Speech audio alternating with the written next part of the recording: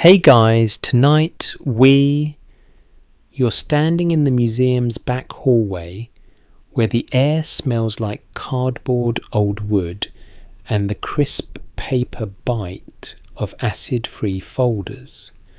The lights hum softly. A dehumidifier clicks on and off like a tiny machine trying to relax. Everything feels slower here because you probably won't survive this part of history if you treat museum storage like your kitchen junk drawer. Before we go any farther, let's set expectations gently. Most historians agree that ancient Sumer grew in southern Mesopotamia between the Tigris and Euphrates, and that its cities helped shape early writing and administration. Some parts of tonight are widely accepted history, some parts are interpretation, and some parts are calm what-if imagination. We'll use cautious verbs like might, may, could suggests. If the evidence is thin, we'll say so. So before you get comfortable, take a moment to like the video and subscribe, but only if you genuinely enjoy what I do here. And while you're settling in, post your location and local time in the comments. I love knowing who's listening at 2:12 a.m. in Florida, or at sunrise in Seoul, or on a lunch break in Nevada, pretending this is self-improvement. Now dim the lights, maybe turn on a fan for that soft background hum, and let's ease into tonight's journey together. You slide a wooden crate off a steel shelf. The tag says Sumer then, Temple District, then a year that's been crossed out and rewritten in 2 inks, like the crate has been arguing with itself for 100 years. The handwriting is so curly it deserves its own exhibit when every letter was a performance. You unfasten the clasps. You lift the lid. Straw-like packing and folded paper cradle a smaller wrapped bundle. You peel it back, slowly, careful and quiet, because the museum is asleep around you. The object is about the size of a thick paperback, dark and smooth, with a surface that catches light in a restrained way. Along one edge run shallow grooves, straight and evenly spaced. Let me rephrase that more carefully.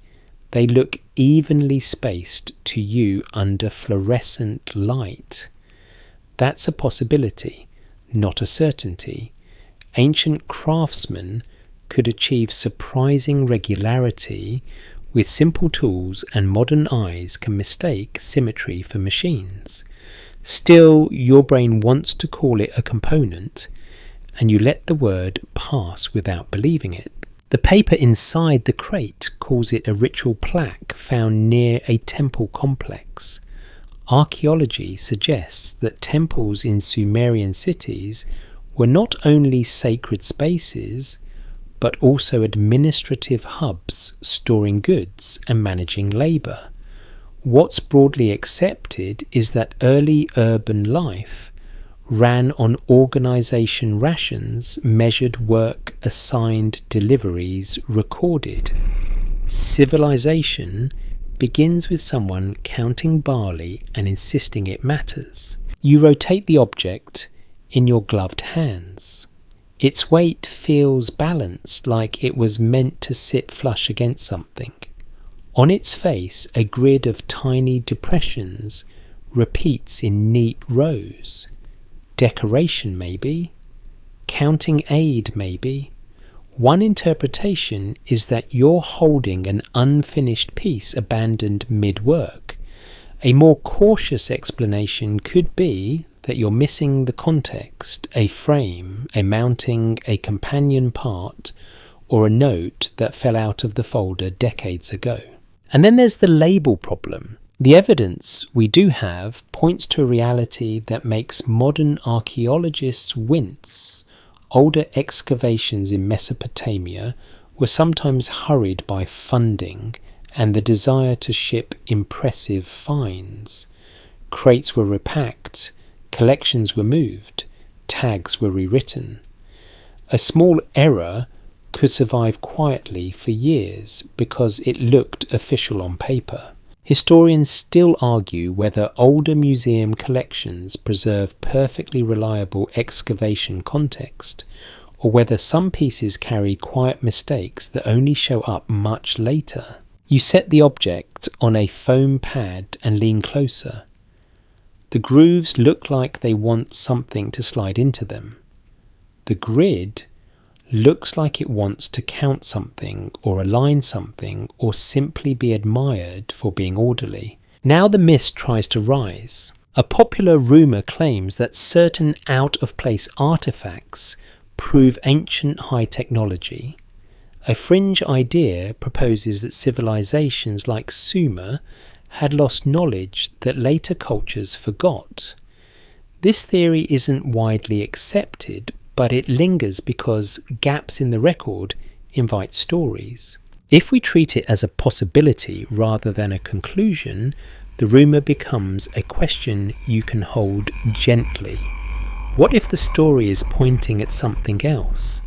What if the impossible feeling comes from the tag, not the thing? You glance back at the paperwork.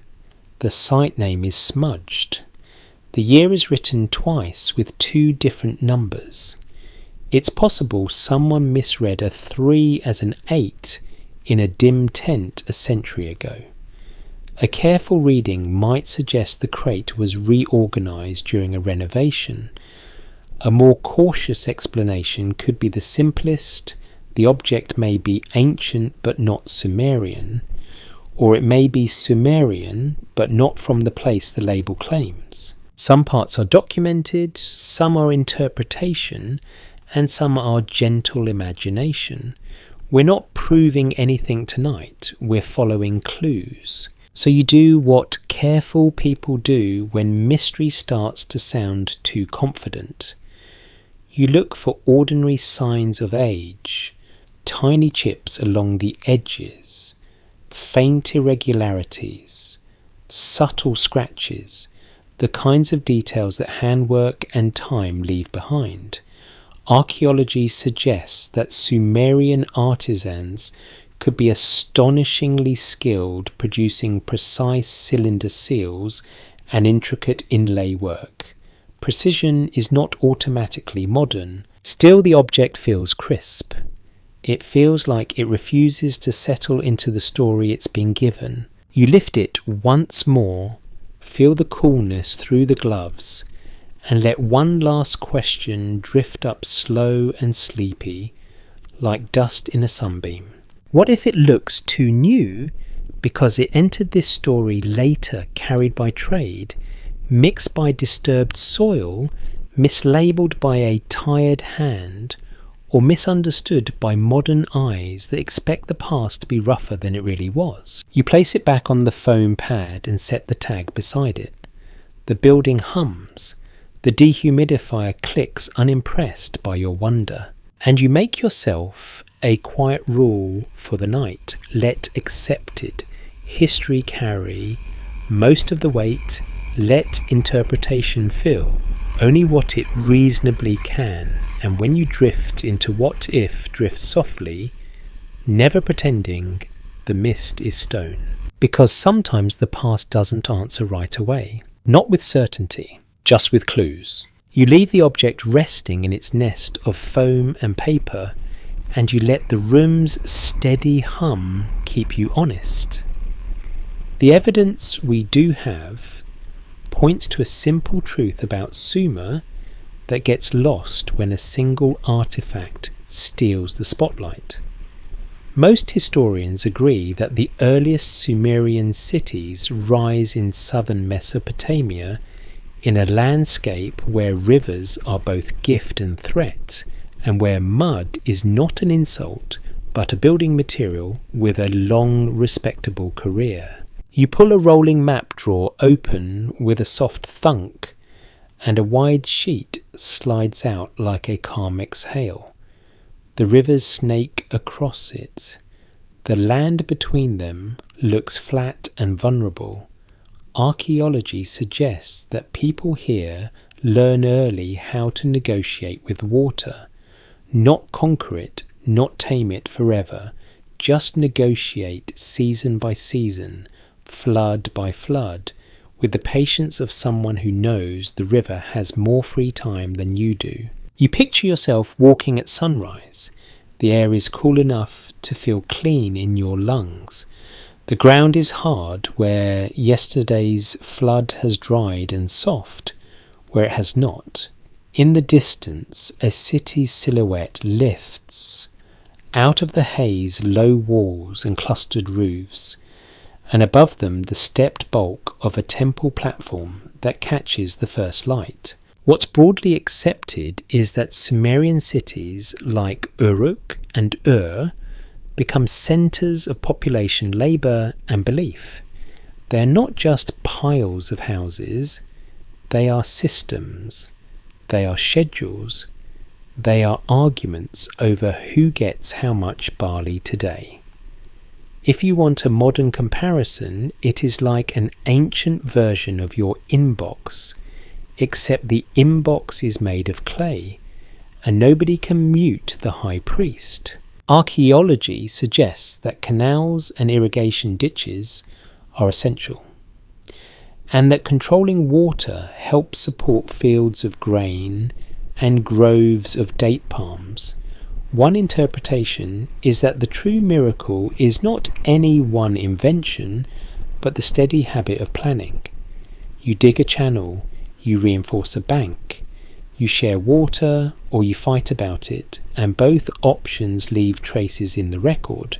You let your mind drift through the city streets. The buildings are mud brick, sun-baked, repaired and repaired again. The walls are thick. Doorways are low. You duck without thinking because you like your forehead with fewer dents. A donkey passes you looking like it is carrying the emotional burden of civilization on its back, and honestly, it probably is. The evidence we do have points to temples playing a major role in early city life. Most historians agree that temples are religious centres and economic institutions managing land and labour, receiving offerings and distributing rations. A careful reading might suggest that belief and administration grow up together like two vines tangled around the same pole. When you bring grain to the temple, you are honouring a god and balancing a ledger sometimes in the same breath. This is where the impossible artifact feeling starts to soften, not because the object becomes ordinary, but because Sumer itself is less primitive than lazy stereotypes suggest. What's broadly accepted is that Sumerians develop one of the world's earliest writing systems, cuneiform, and use it first for accounting, not poetry, not philosophy, not cosmic secrets, just counting. The first big revolution is someone saying, no really, write it down, and then filing it somewhere. You imagine a scribal school, a courtyard where young apprentices sit with lumps of clay. Their hands are dusty, their eyes squint at neat rows of wedge marks. A teacher walks between them, and you can almost hear the gentle sarcasm in his voice. He taps a tablet and sighs because even in 3000 BCE people are disappointed in homework. One interpretation is that when a society trains specialists to record quantities and obligations, it begins to think in structured patterns. The mind gets used to grids, lists, and repeating marks. So when you see an artifact with orderly grooves or a repeated array of impressions, your modern brain wants to call it a device.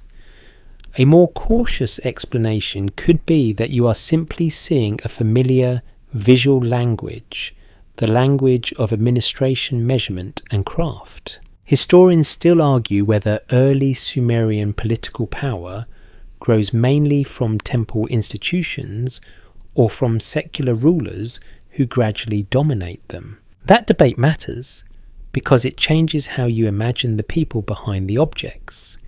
If temples drive the system, then artifacts might reflect ritual needs and sacred storage. If palaces and kings drive the system, then artifacts might reflect control, inventory, and the politics of resources. Either way, the evidence we do have points to organised work on a scale that feels surprisingly modern. People coordinate labour for building, farming and transport. They manage surpluses. They plan. They argue. They compromise. Sometimes they do none of those things and flood their own fields, which is also relatable. You move your finger along the map to the city names and let the sound of them settle into your mouth, slow and gentle. Uruk, Ur, Eridu, Lagash. Names that feel like stones warmed by sun. Archaeology suggests that these places contain layers of rebuilding, with temples, renewed houses, replaced streets, rerouted and older walls swallowed by newer ones. One interpretation is that the city itself is a living archive, and that context can shift as the ground shifts. Now the mist tries to form again, because someone always wants Sumer to be stranger than it needs to be. A fringe idea proposes that Sumerian knowledge arrives from a sudden outside source, sometimes described in dramatic terms that sound more like a movie trailer than an excavation report. A popular rumour claims that ancient texts describe visitors from the sky who teach writing and building.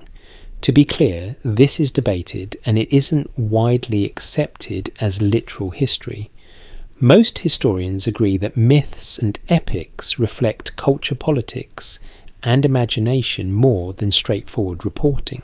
If we treat it as a possibility rather than a conclusion, the more interesting question becomes quieter.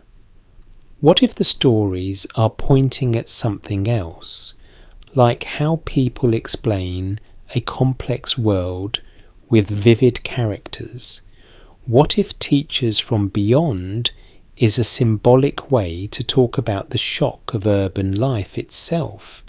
The feeling that a city transforms you faster than you can understand. You let that thought drift away before it turns sticky. We'll keep the solid ground separate from the mist. Back on solid ground you picture the crafts. The seals carved with minute detail. The standardized weights used in trade. The baked bricks stamped with official marks. Archaeology suggests that when a city runs on trade and distribution, it rewards precision. Not futuristic precision, just human precision, achieved with patience, templates and practice. And this is the gentle twist you carry as you keep looking at the object in your mind. It might seem too new because you are comparing it to a cartoon version of the ancient world where everything is rough, crooked and vaguely beige. In reality, Sumer can be orderly, controlled and aesthetically deliberate. The should not exist feeling might be less about the past being impossible and more about your expectations being lazy. You stand there in the quiet storage room, letting the imagined city settle like fine dust. The hum continues. The paper smells faintly sweet, like old books and dry air. You breathe slowly. Some parts are documented, some are interpretation, and some are gentle imagination. If the evidence is thin, we'll say so. For now, what's broadly accepted is already impressive enough to keep you awake. which is rude because this is a sleep channel and your body would like to file a complaint. So you choose calm, you choose the rivers, you choose mud brick and barley and lists that never end, and you let the artifact remain what it is for the moment, not a conclusion, just a stubborn little question sitting on a foam pad asking you to take the ancient world seriously in plain, solid daylight. You drift deeper into the quiet logic of Sumer, and the first thing you notice is how much of it tastes like paperwork. Not the dramatic kind with secret seals and cinematic music, but the ordinary kind, the kind that decides whether you eat tonight. Archaeology suggests that early cuneiform grows out of accounting, and most historians agree that some of the earliest tablets track grain livestock and rations. The evidence we do have points to a civilization learning to hold its promises in clay. You imagine yourself in a small courtyard, the ground swept clean, the light pale and even. A low table sits near the shade. On it is a damp lump of clay, soft as bread dough, and beside it a cut reed stylus with a wedge tip. You pick it up and it fits your fingers like a pencil that has been alive longer than your entire family tree. You press the stylus into the clay. The mark is not a letter in the way you think of letters. It is a tiny wedge, a small push, an imprint that catches the light. You make another and another. Your hand learns the rhythm, press and lift, press and lift. The sound is faint like a soft tick on wet earth. What's broadly accepted is that this system begins with practical needs. A careful reading might suggest that when a society starts keeping track of who owes what to whom, it is also inventing a new kind of memory. It's possible that writing begins not as art, but as a tool for fairness or control, or both, depending on who is holding the stylus. You glance around and see other tablets drying in the sun. Some are small palm-sized like ancient sticky notes. Some are larger like a tablet that is not trying to be subtle about its authority. You can almost hear the voice of a supervisor, calm, firm, unamused. If you think modern bosses are relentless, imagine one who can file your mistakes in clay and then store them for 4,000 years. That is not a performance review, that is a permanent record. The evidence we do have points to scribal training being a real discipline. Most historians agree that scribes become a specialized class learning signs, measurements and procedures. One interpretation is that scribal schools teach more than writing. They teach a way of seeing, lists, categories, totals, order. The world becomes something you can arrange. And then, because this is Sumer, it all comes back to food. You picture baskets of barley and emmer wheat arriving at a temple storehouse. Workers stand in line, each waiting for their share. The air smells like straw and dust and warm grain. Someone at a desk keeps count. Someone else checks the seal impression, because even then, fraud is a hobby. Archaeology suggests that rations might include grain oil and beer, and what's broadly accepted is that beer is not a luxury here, but a common part of diet and payment. It is hydration, plus calories, plus morale, the original employee benefits package. You receive your ration. You walk away with a portion measured out by weight. One interpretation is that the early city is built on these measured moments. A more cautious explanation could be that the details vary by place and time, and that tablets record a range of systems rather than one uniform method. Historians still argue whether writing emerges primarily to support temple economies, or whether expanding trade networks push communities to standardize records beyond the temple walls. Either way, the fact remains steady. Writing is not born in a vacuum. It is born in the heat of decisions. Who gets bread? Who gets paid? Who gets sent to the canal to dig mud all day, which is not glamorous, but it is honest and it will absolutely destroy your posture. You lean closer to a tablet in your imagination. It has numbers. It has signs. It has repetitions that feel like a heartbeat. The mystery isn't in what we know, but in what we can't confirm. We can often read the signs, but we cannot always hear the tone behind them. Was this tablet written with pride, with boredom, with irritation, with relief? Was the scribe thinking about dinner, or about the river level, or about that one student who keeps pressing the stylus too deep and turning every sign into a crater? Now your mind drifts to the object in storage, the one with neat impressions and grooves. The evidence we do have points to Sumerian scribes being comfortable with grids, columns, repeated marks. One interpretation is that a pattern surface can look technical because your modern eyes associate repetition with circuitry. A more cautious explanation could be that repetition is simply how you make something legible, whether it is a ration list or a decorative border. Still, it is possible that a small pattern could be meaningful in ways that are not obvious. This is where you hold the truth ladder gently.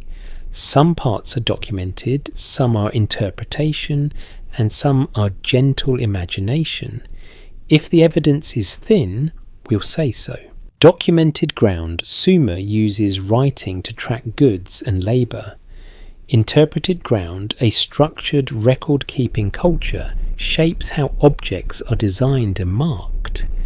Imagined mist. What if a pattern on an object is not decoration at all, but a kind of message meant to be read by someone trained to see order? A popular rumour claims that certain ancient markings are actually codes, like a secret language hiding in plain sight.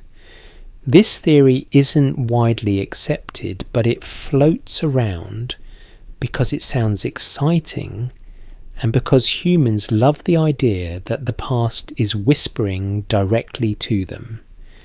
If we treat it as a possibility rather than a conclusion, the better question is quieter.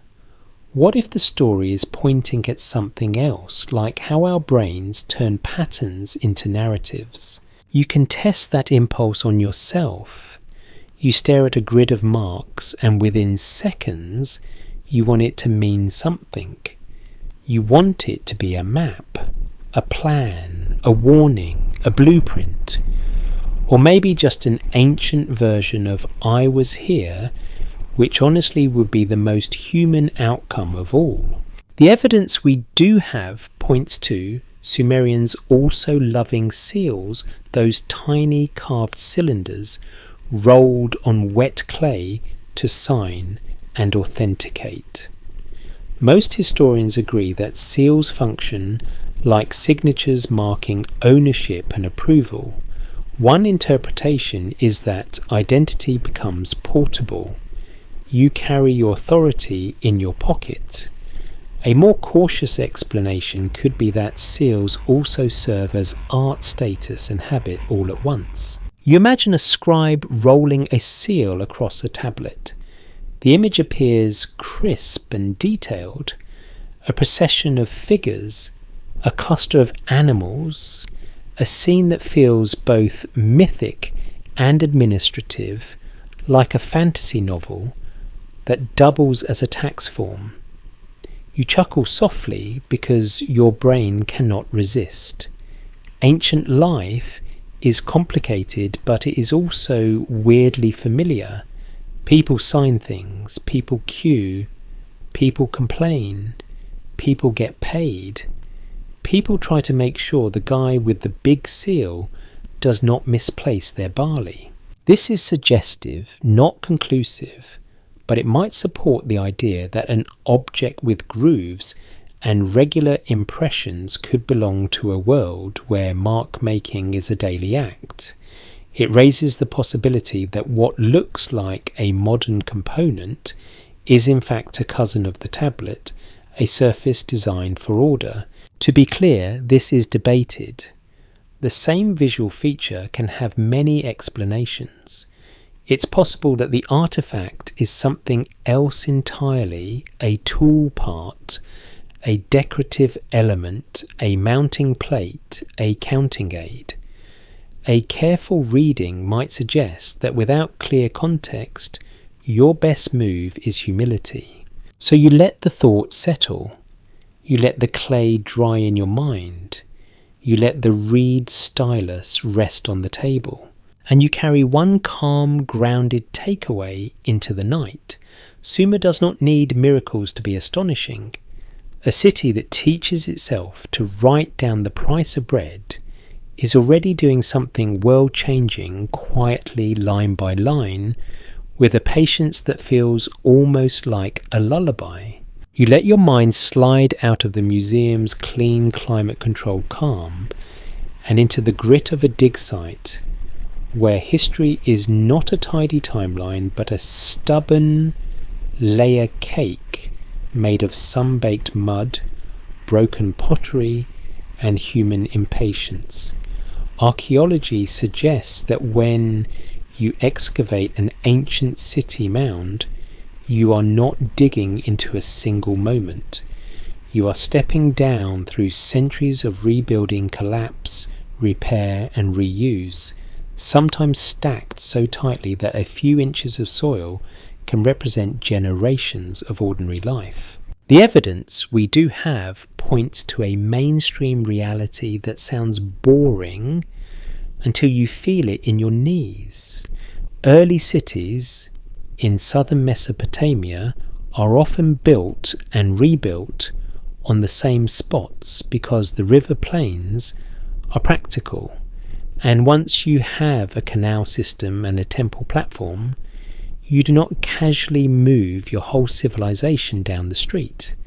Most historians agree that these settlement mounds, the tells, grow like slow geological features made of human habit. So you picture yourself in the field under a pale sky that refuses to be dramatic. The air is dry. Dust clings to your eyelashes. You step into a trench and your boots sink slightly, not in mud, but in the soft give of ancient debris. Someone hands you a trowel. You hold it like a surgeon holding a scalpel, except you have the posture of someone who slept wrong and is trying not to admit it. You scrape gently. A small potsherd appears, then another. A tiny bead, a burnt seed. Archaeology suggests that these small finds matter because they tell you how a place was used, who lived there, what they ate, what they made. One interpretation is that the real story is not the spectacular object, but the relationships between objects, the way they sit together in a layer like words in a sentence. Then you remember the part nobody puts on the brochure. The evidence we do have points to early excavations in Mesopotamia being uneven in method by modern standards. Some teams record carefully, some rush. Funding pressures exist. Competition exists. National pride exists. Weather exists and it does not care about your paperwork. A more cautious explanation could be that Messy is not always negligence. Sometimes it is simply the reality of digging in extreme conditions with limited resources and evolving standards. Most historians agree that archaeology has changed a lot over time, moving toward more systematic recording of stratigraphy, precise location mapping, and careful preservation of context. A careful reading might suggest that older collections can carry uncertainties, not because the objects are fake, but because the notes are incomplete, the labels are rewritten, or the chain of custody is complicated. Historians still argue whether early 20th century excavation practices in Mesopotamia preserved enough context to answer modern questions, or whether some answers are now out of reach because the dirt was moved faster than the documentation. You pause in the trench and feel the weight of that debate. You are looking at soil that has been disturbed many times, first by ancient builders and looters, then by modern excavators, then by time itself.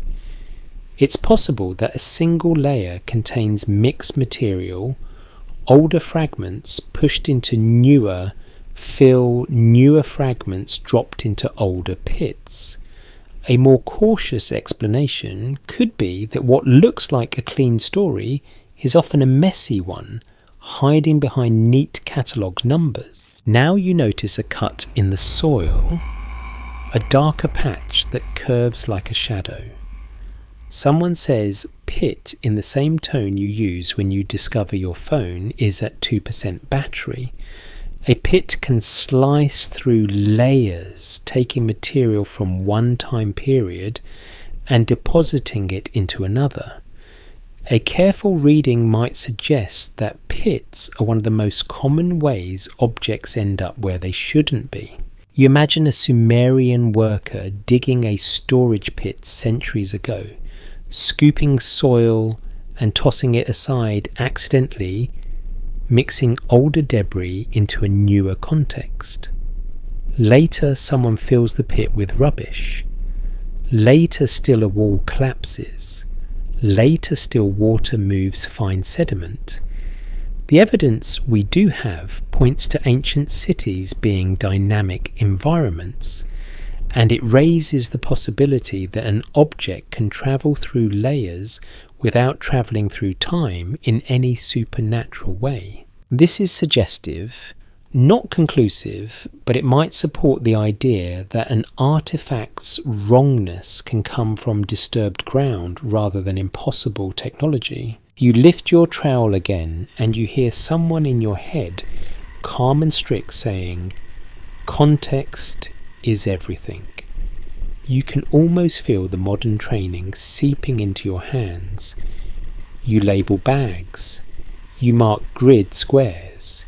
You record depth. You draw profiles. It feels tedious until you realize that without it, every object becomes a lonely orphan with no family history. Most historians agree that when archaeologists can document exactly where an object comes from, in what layer, near what features, the interpretations become much more reliable. Archaeology suggests that secure context is one of the strongest anchors you can have, especially for objects that look unusual. And unusual objects are exactly where the mist likes to gather. A popular rumour claims that out-of-place artefacts are proof of advanced ancient machines or visitors from elsewhere. A fringe idea proposes that certain objects are deliberately planted either in ancient times to impress or in modern times to deceive.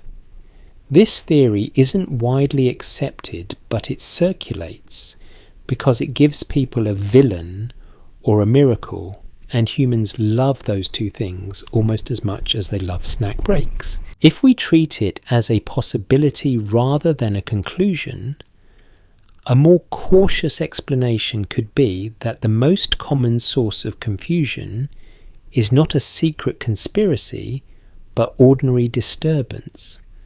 Looting, for example, is a documented problem at many archaeological sites. The evidence we do have points to looters digging quickly, taking valuable items, and leaving behind mixed debris and broken context. That disruption can confuse later excavations, and it can also lead to objects entering collections with vague or invented provenance. Let me rephrase that more carefully. Looting is not a cute side detail. It's a serious issue that harms knowledge, but it's also important not to assume looting explains every puzzle. That's a possibility, not a certainty. Scholars continue to debate how often specific categories of objects are displaced by looting versus ordinary ancient construction and later excavation. You step out of the trench and look across the site. Workers carry baskets. A supervisor calls out measurements. The sun presses down like a heavy hand. You realise the dig is a choreography of human bodies moving earth. Every scoop is a choice. Every choice is a future question. Here comes a small sleepy joke, because your brain is trying to keep you from getting too tense. If you ever feel overwhelmed, just remember somewhere an ancient person dropped something important in the dirt, and 4,000 years later you are still cleaning up after them. Humanity is nothing if not consistent. You walk toward a shaded table where finds are being sorted. Pottery fragments are grouped by fabric and shape. A seal impression is photographed. Bones are bagged. Charcoal is saved for analysis. Archaeology suggests that even tiny samples can be crucial for dating and environmental reconstruction. And most historians agree that modern fieldwork tries to preserve these details precisely because the past does not give second chances. One interpretation is that earlier excavators sometimes focus on spectacular objects, the kind that look good in a display case, while treating broken pottery and soil samples as background noise. A more cautious explanation could be that the science and priorities of archaeology evolve over time, and what is background in one era becomes data in another. Now imagine the moment an unusual object turns up. Someone wipes it clean, someone holds it up, someone makes a face, the universal expression, for this is either amazing or about to ruin my schedule. The evidence we do have points to that reaction being human, timeless, and occasionally unhelpful. Excitement can make people skip steps. Pressure can make people simplify stories. Pride can make people confident when they should be cautious. You catch yourself wanting a neat answer and you slow down again. We'll keep the solid ground separate from the mist. Some parts are documented, some are interpretation, and some are gentle imagination. Documented Mesopotamian tells are layered, and objects can be displaced by pits rebuilding and later disturbance. Interpreted, an object that looks anachronistic might be out of context rather than out of time. Imagined, what if the artifact's too new feel is really a message from the ground itself saying, "You are seeing my mess, not my miracle." Historians still argue whether certain famous, impossible artifacts are misunderstood, ancient crafts, modern intrusions, or simply stories that grew in the retelling. That debate is your lullaby tonight. Not because it is soothing, but because it keeps you humble. It reminds you that knowledge is not only about what you find, but about how you found it. You dust off your gloves and you give yourself a final gentle reality check. If you want the ancient world to behave like a clean spreadsheet, you probably won't survive this. The past is more like a desk drawer full of mixed receipts, spare buttons, and a mysterious key you refuse to throw away because it might open something important. And that is exactly why the artifact feels like it should not exist. Not because it breaks physics, because it breaks your craving for tidy stories. You step away from the trench and into the shadow of a temple platform, where the air feels cooler and the ground feels more deliberate, as if the city itself is asking you to lower your voice. Most historians agree that temples in early Sumerian city-states are not only religious landmarks, but also economic and administrative centres. And archaeology suggests that temple complexes coordinate labour store goods and anchor community rituals. The evidence we do have points to a world where sacred and practical life share the same doorway. You stand at the base of the platform and look up. The brickwork rises in steady courses, and you can almost see the hands that shaped each brick pressing mud into moulds, turning them out to dry under the sun. One interpretation is that the scale of temple construction reflects organised labour and shared belief. A more cautious explanation could be that temple building also reflects competition between cities and elites, a very ancient version of keeping up with the neighbours, except instead of a new car, it's a taller sacred terrace. You walk through a courtyard. It is swept and simple. A basin sits near an entrance, maybe for washing. The smell is sun-warmed clay and faint smoke from a nearby cooking fire.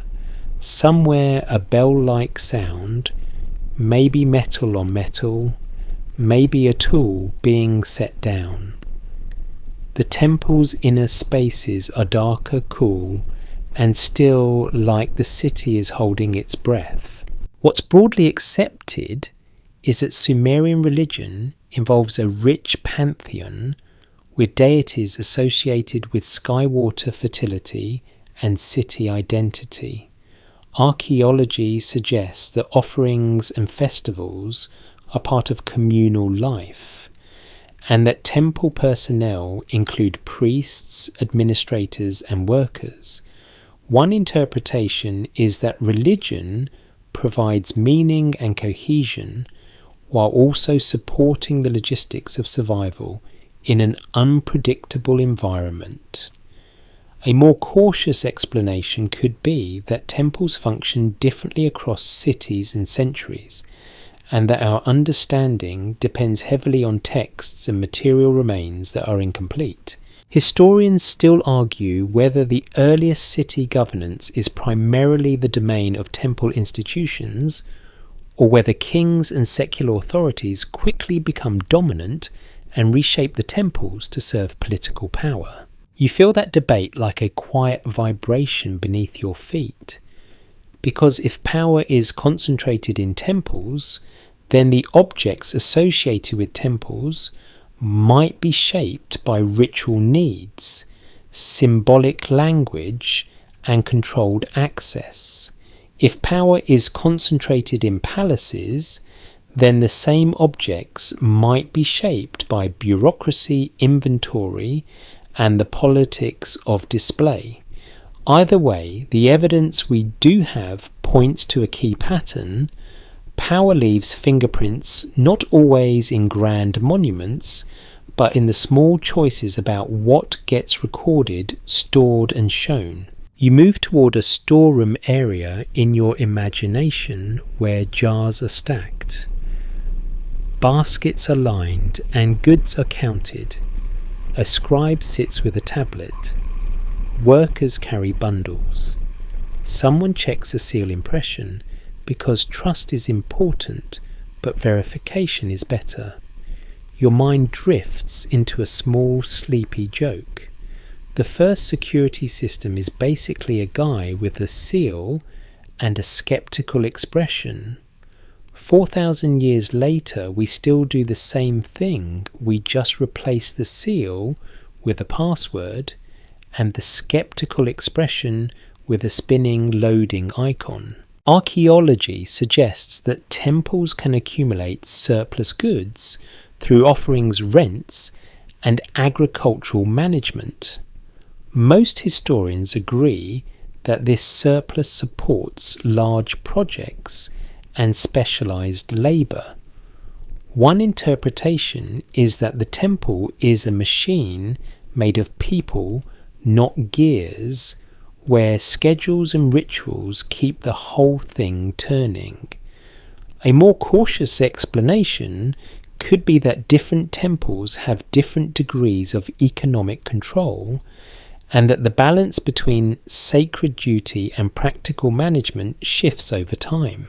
Now you let your mind place the impossible artifact into this environment not as a miracle, but as an item that might serve someone's needs. The evidence we do have points to Sumerian officials being deeply interested in standardization, measurement, and record keeping. If an object has grooves and repeated impressions, it could be linked to marking, sorting, aligning, or securing something. One interpretation is that it might be a mount or a component of a larger administrative tool. A more cautious explanation could be that it might be decorative or ceremonial, or simply a well-crafted piece whose purpose is not obvious to modern eyes. This is where the mystery likes to slip on a clean robe and pretend it belongs in the temple. A fringe idea proposes that ancient temples preserve hidden knowledge, and that certain artifacts are deliberately designed to look ahead of their time. This theory isn't widely accepted, but it has a dramatic appeal. A popular rumour claims that priests guarded technologies and used them to control society. If we treat it as a possibility rather than a conclusion, the more grounded question is quieter. What if the temple's secret is not futuristic science, but the power of organisation, symbolism, and selective access to literacy? Most historians agree that literacy is limited and that scribes and temple officials hold specialised knowledge. One interpretation is that control of writing and accounting can influence distribution and authority. A more cautious explanation could be that literacy spreads in certain contexts, and that multiple institutions, not only temples, participate in record keeping. Still, the evidence we do have points to writing being a lever of power in a world where many people cannot read. You walk through a corridor and pass a relief carving, maybe a scene of offering or procession. Faces are stylized, movements are formal. It's possible that such art is meant to communicate order and legitimacy. A careful reading might suggest that temples project stability, especially in a landscape where rivers flood, crops fail, and politics shift. When life feels uncertain, a tall platform and a predictable ritual can feel like a promise. You stop near an entrance where sunlight slices in, dust dances in the beam. You think about how stories form. The temple is a place where stories are told, enacted, repeated. Some stories are documented in texts we can read. Some stories are inferred from objects and architecture. Some stories are the ones we make up because the silence feels too wide. Some parts are documented, Some are interpretation, and some are gentle imagination. We're not proving anything tonight. We're following clues. We'll keep the solid ground separate from the mist. So you test a mainstream safe anchor. Temples are central, administrative and sacred. Then you add a cautious interpretation. Objects tied to temples might reflect systems of control, storage and ritual practice. Then you allow a soft what if to breathe. What if the artifact's uncanny neatness is not a sign of alien tech, but a sign that it served a system where neatness was authority, where straight lines and repeated marks were not decoration but discipline made visible? Historians still argue whether certain unusual objects attributed to temples are truly ritual items, or whether they are practical components that later tradition romanticized. That debate matters because it changes how you handle wonder.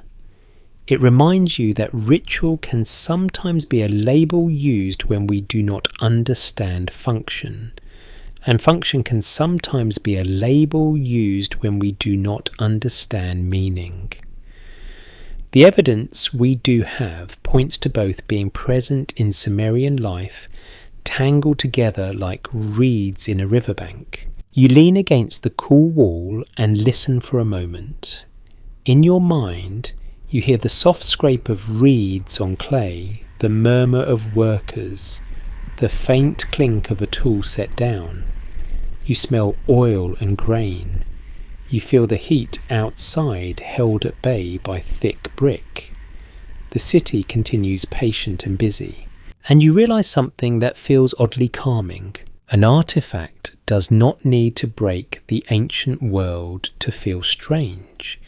It only needs to sit at the intersection of power, scarcity and story, because that is where objects gain extra meaning.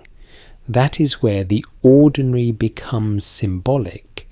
That is where a piece of crafted material can look like a prophecy when it might simply be a tool in the hands of someone who wants the world to stay ordered. You take a slow breath and step back into the light, letting the temple's shadow fall behind you, not as a threat, not as a secret vault of impossible science, but as a reminder that the ancient world is already complex enough to keep you awake, which is rude but also kind of magical. You drift away from the temple's shadow and into the open, practical world of trade, where the ancient city feels less like a mystery and more like a busy marketplace that never truly shuts up.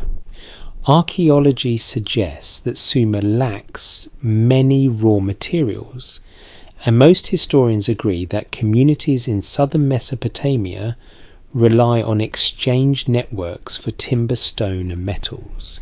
The evidence we do have points to long-distance trade as a normal feature of life, not a rare adventure reserved for heroes with dramatic cheekbones. You walk through a market lane in your imagination. The ground is packed earth. The smell is warm, bred animal sweat, and a faint tang of bitumen, that naturally occurring tar-like substance used for waterproofing and construction. People call to each other. A donkey brays in a way that sounds like it's offering commentary on the economy. Someone argues about weight measures. Someone else argues about the argument. Civilization is thriving. What's broadly accepted is that Sumerian cities exchange goods along river routes and beyond, linking to regions that provide materials not found locally. Archaeology suggests that imported stone and metals appear in artifacts and tools, and that certain woods used in construction must come from elsewhere. One interpretation is that trade networks pull Sumer into a wider world, creating connections that can carry not only goods, but styles, techniques, and ideas. A more cautious explanation could be that the scale and regularity of trade vary by period and city, and that some imports might move through multiple hands, changing identity along the way. Historians still argue whether the earliest long-distance trade is driven primarily by temple and elite demand or by independent merchants operating with more autonomy than older models once assumed. That debate matters because it shapes how you imagine an unusual artifact.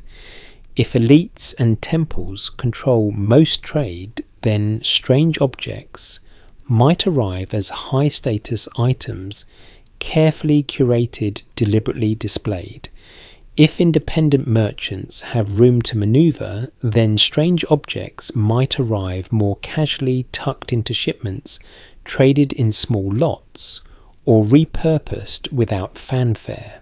You stop beside a set of scales. A merchant places small stone weights on one side and pours metal bits into the other. The balance beam trembles, then settles. Archaeology suggests that standardized weights are used in Mesopotamia, and most historians agree that measurement systems help stabilize trade and taxation.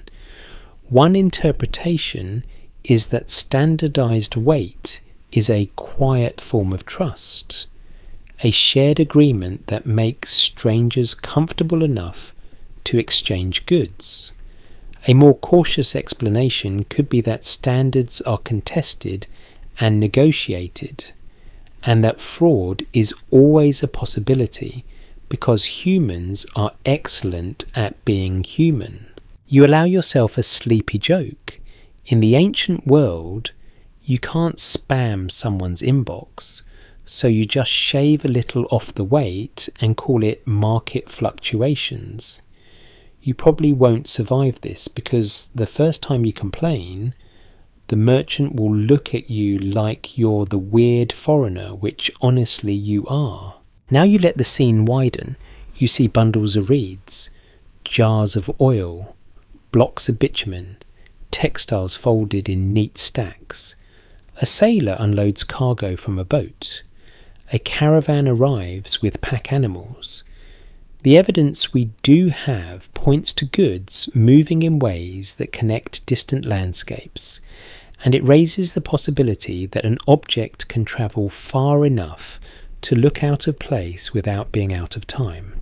This is suggestive, not conclusive, but it might support the idea that an artifact that seems anachronistic could simply be foreign in material or craft tradition.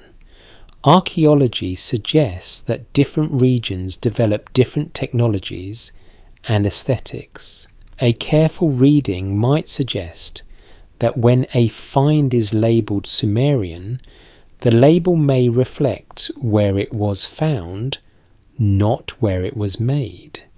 It's possible for an object to be in a Sumerian context while originating elsewhere. So you hold the too advanced feeling up to the light and ask what it is really made of. If the surface is unusually smooth or hard, maybe it is a stone you don't expect polished carefully. If the grooves are crisp, maybe the artisan uses a technique common in another region, one that looks unfamiliar in a Mesopotamian toolkit. A more cautious explanation could be that you are projecting modern categories onto ancient craft, and that a well-made object can feel modern simply because it is well made. A fringe idea proposes that impossible artifacts prove lost global networks of advanced knowledge. This theory isn't widely accepted, but it appeals to the part of the mind that wants the world to be secretly connected. A popular rumour claims that certain ancient peoples had access to materials or methods unknown to their time.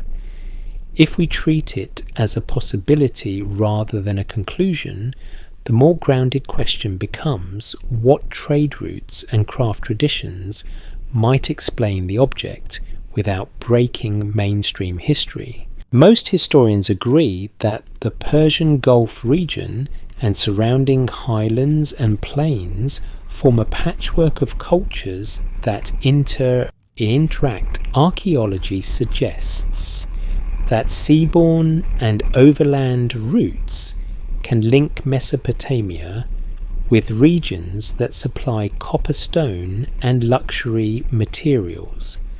One interpretation is that Sumer is not isolated at all, but an active node in broader networks.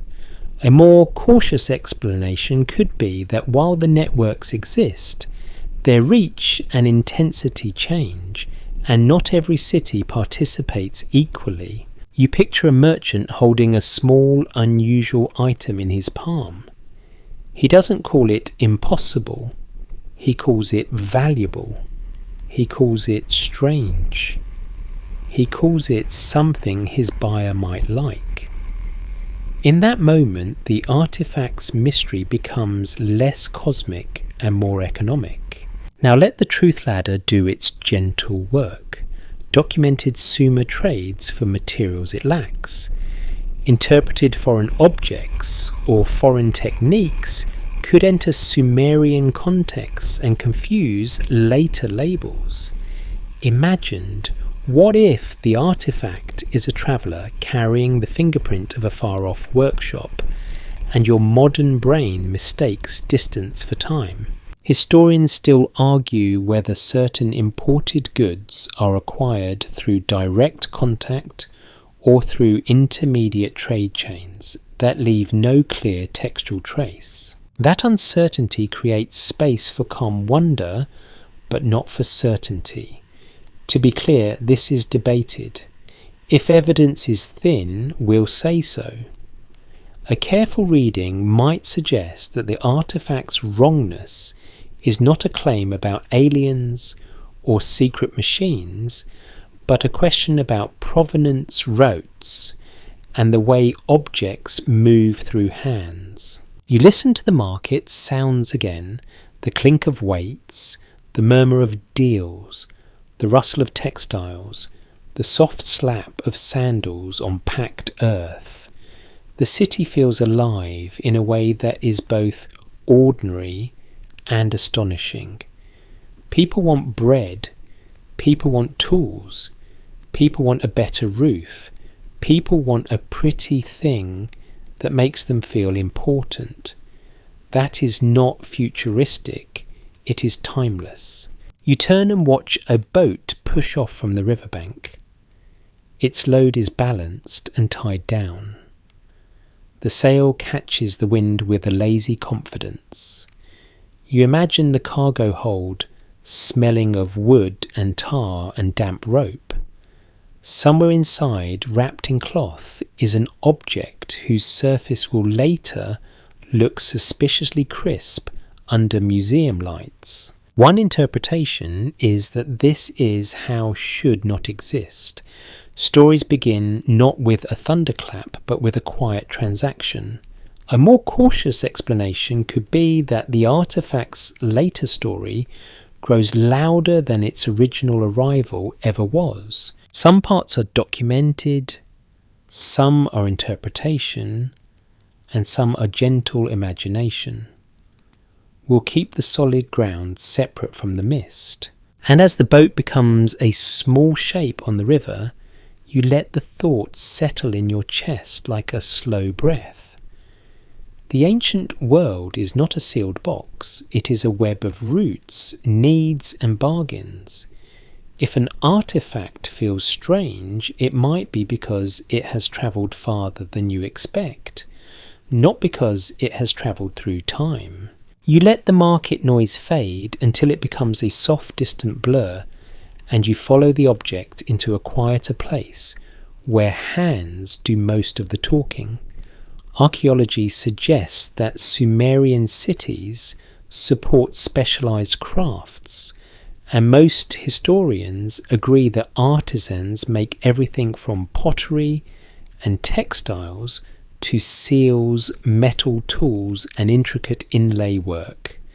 The evidence we do have points to workshops being ordinary, busy spaces, not mystical laboratories with floors that collect dust scraps and the occasional bad decision.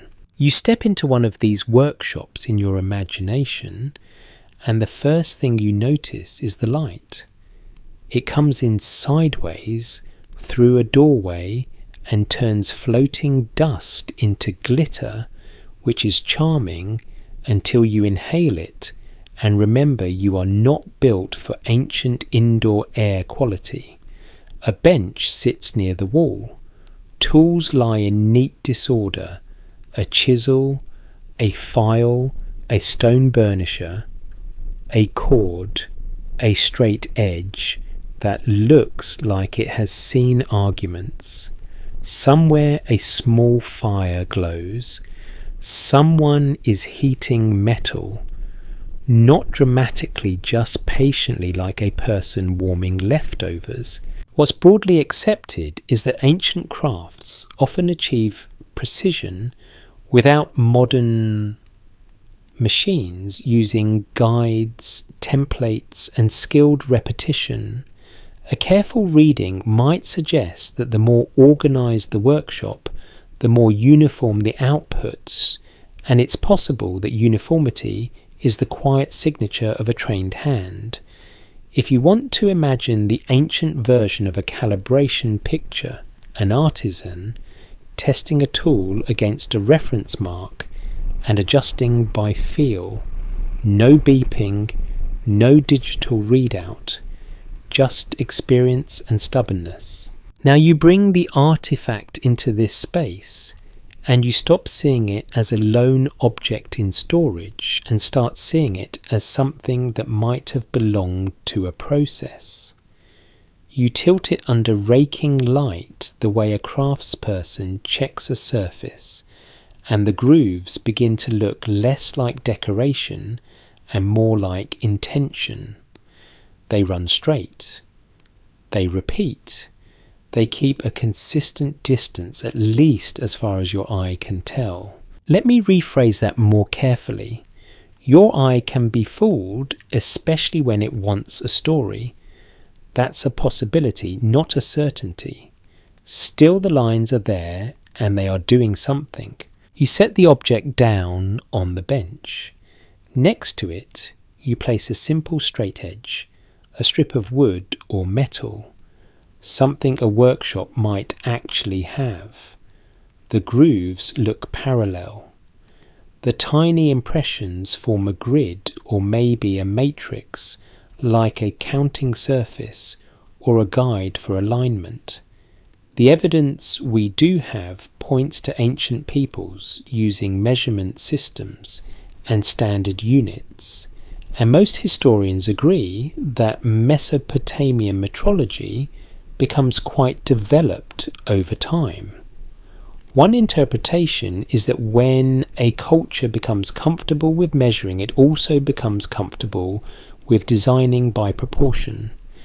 A more cautious explanation could be that proportion shows up naturally in craft, even without formal math, because the human hand loves repeatable patterns. You run your gloved fingertip just above the grooves, not touching, just hovering, as if the air itself might tell you what the grooves are for. Your brain, being your brain, immediately tries to convert them into a modern category. It whispers schematic, it whispers blueprint, it whispers component, and you have to smile at yourself, because your mind is like a bored cat.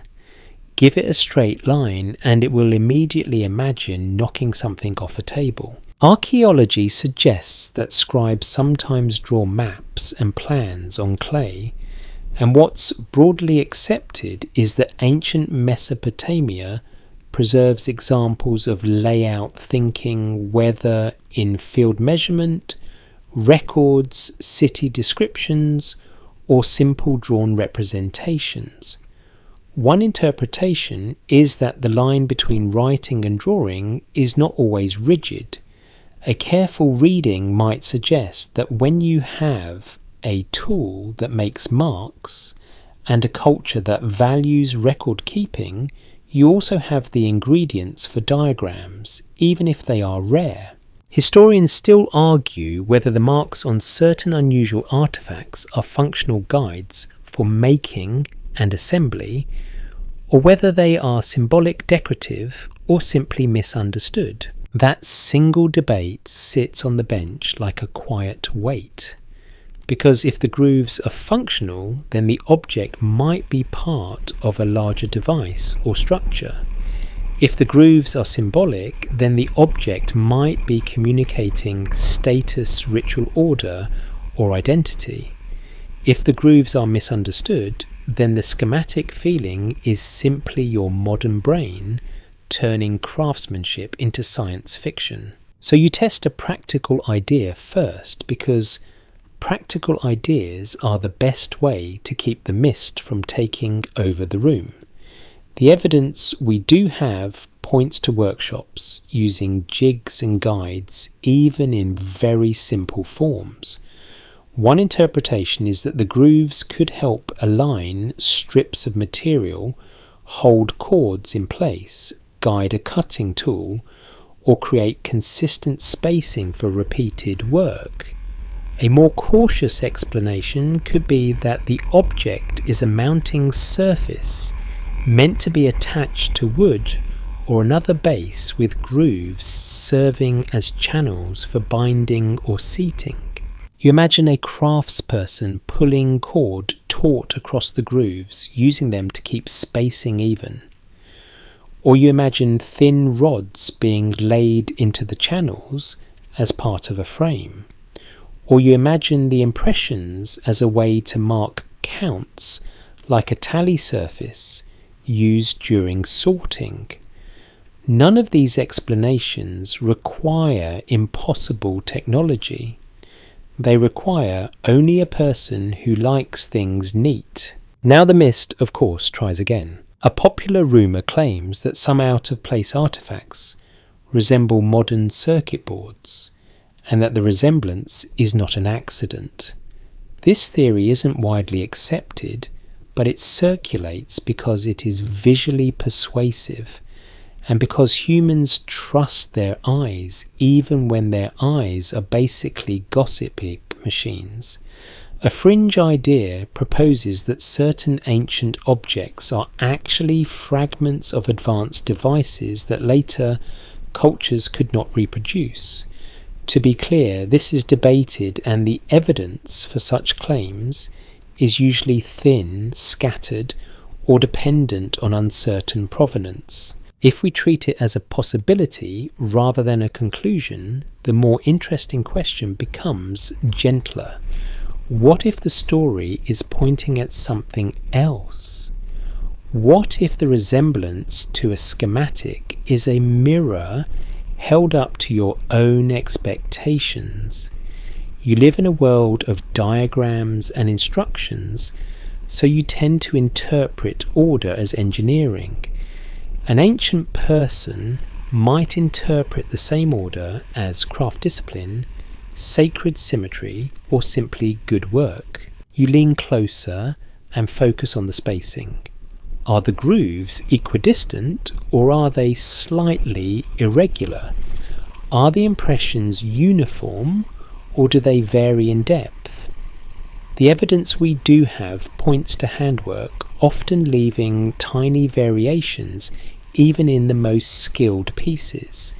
One interpretation is that those tiny variations are a fingerprint of the human maker.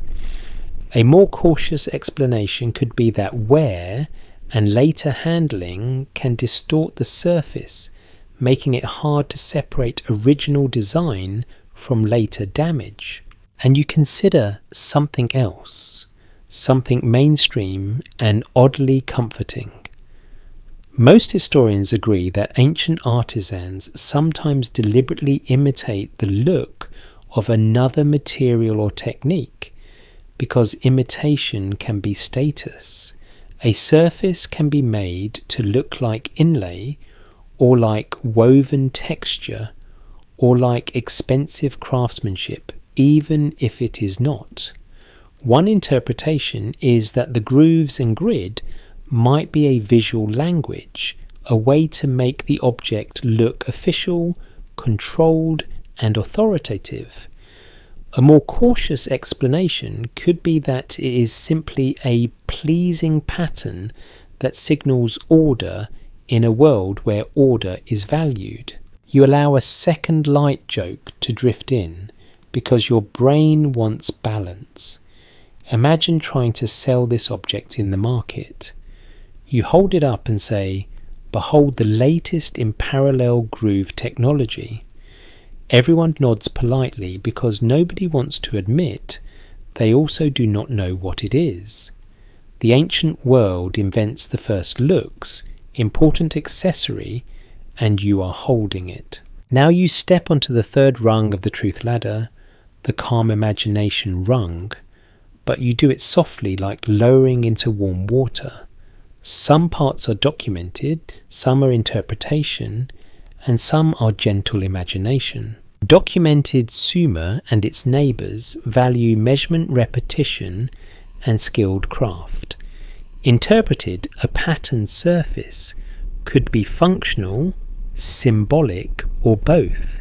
Imagined, what if the surface is a diagram, a set of instructions meant for a specialist, a silent guide that says, place this here, align that there, in a language of lines and spacing. You do not claim it is. You do not need it to be. You simply let the possibility hover. What if the object was designed to be read by touch as much as by sight, like a guide for assembly? What if the grooves are channels for something perishable, wood or fibre long gone, now leaving only the hard surface behind? What if the grid of impressions is a reference, a way to keep proportions steady, like the artisan's private cheat sheet? The mystery isn't in what we know, but in what we can't confirm. You set the artifact down again and listen to the workshop sounds. A tool taps. A fire breathes. Someone laughs quietly at someone else's mistake, and you realise the ancient world has always contained that kind of gentle teasing, the kind that says you'll do better next time, while also saying I will remember this forever. You take one last look at the lines, and you make yourself a calm promise. You will not let the modern word schematic bully you into certainty. You will not let the visual resemblance become a conclusion. You will keep the solid ground separate from the mist. And as the workshop light softens, you let the artifact remain what it is in this moment. A surface of careful marks, a quiet invitation to think like an ancient craftsperson, and a reminder that sometimes the most unsettling thing about the past is not what it hides, but how easily it fits into patterns your mind already knows. You let the workshop fire dim in your imagination, and you step outside into open night, where the sky feels enormous and the city feels small, like a cluster of lamps under a sea of stars. Archaeology suggests that ancient Mesopotamians watched the heavens closely for calendars and omens.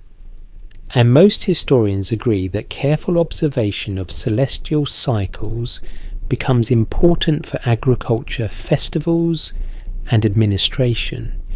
The evidence we do have points to a practical need for timekeeping wrapped in a world view where the sky is not just scenery but a message board. You stand on a flat roof. because roofs are the ancient world's version of a patio, and because there is no better way to cool off after a hot day than to sleep under a sky that refuses to stop showing off. The air is softer now. You can smell river dampness carried on a light breeze. Somewhere a dog barks, and somewhere else a person replies with a sound that is half annoyance, half comfort. You look up. The stars are sharp. The dark between them feels deep enough to fall into, which is why you do not lean too far. Most historians agree that Mesopotamian scholars developed traditions of celestial observation that later influence broader astronomical practices. Archaeology suggests that records of omens and sky events become part of learned culture, though the survival of texts is uneven and depends on what gets copied and preserved. One interpretation is that when a society watches the sky closely, it becomes fluent in patterns.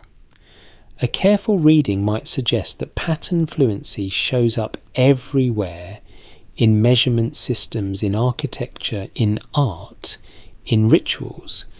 A more cautious explanation could be that humans are naturally pattern-seeking, and the sky simply gives them an endless canvas to practice on. You notice how the night changes your sense of scale. The city is busy, but the stars feel older than everything. That sense of smallness can make ordinary objects feel charged with meaning. If you hold a well-made artifact under this sky, it might seem like a token of something larger, even if it is just a tool. Historians still argue whether early Mesopotamian sky knowledge is primarily a practical calendar system that later becomes more formalized, or whether complex omen traditions are present early in ways the surviving evidence only partially reveals. You let that debate float gently because it helps keep you balanced.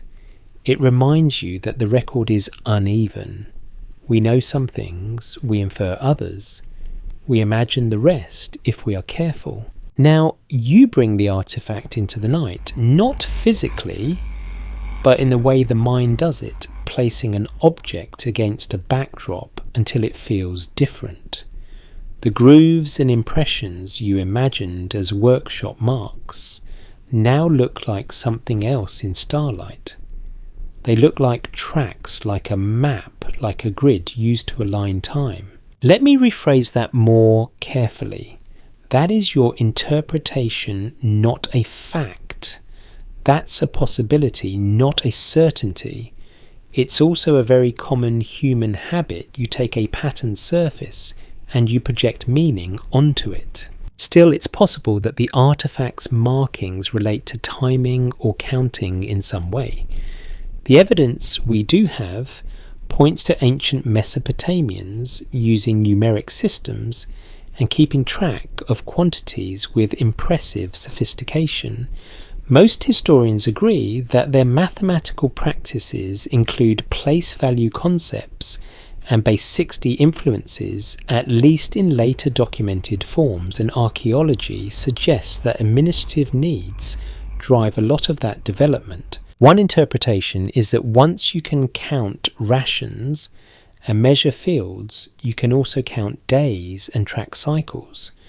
A more cautious explanation could be that formal astronomical calculation develops gradually and is not uniform across periods and regions. If the evidence is thin, we'll say so. Now here comes the mist, because the sky is the mist's favourite stage. A fringe idea proposes that ancient star knowledge is evidence of outside instruction, as if humans could not possibly learn to watch the sky without someone handing them a cosmic user manual. This theory isn't widely accepted, and most historians agree that careful observation over generations can produce deep knowledge without requiring supernatural explanations.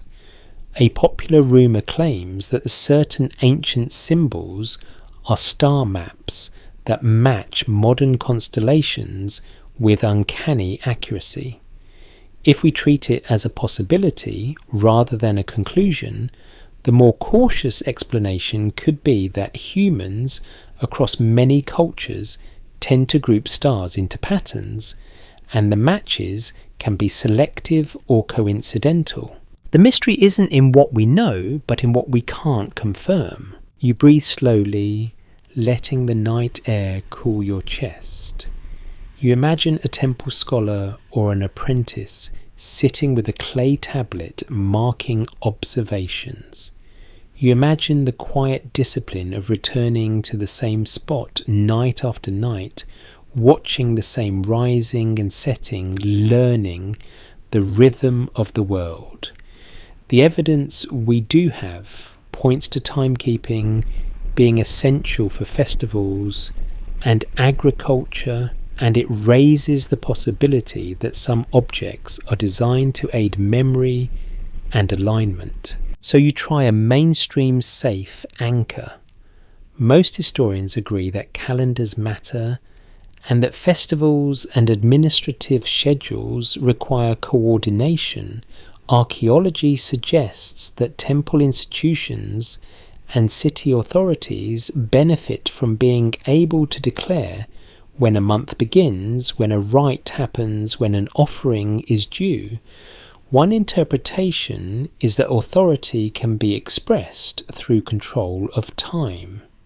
A more cautious explanation could be that timekeeping is shared and negotiated, and that different communities may keep slightly different counts. Now you let the what if step in softly.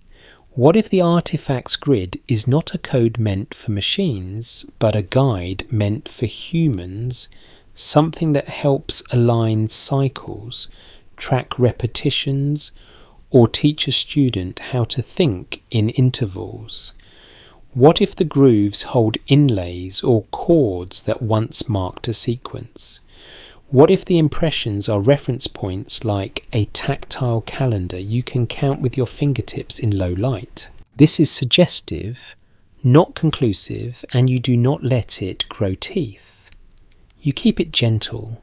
You keep it plausible in the sense that it does not require physics to bend. Historians still argue whether certain ancient counting and timing devices existed in more forms than the surviving evidence clearly shows. That single line of debate gives you room to wonder without pretending you've solved anything. It's possible that many simple tools existed in perishable materials, wood, fibre, wax, that do not survive well.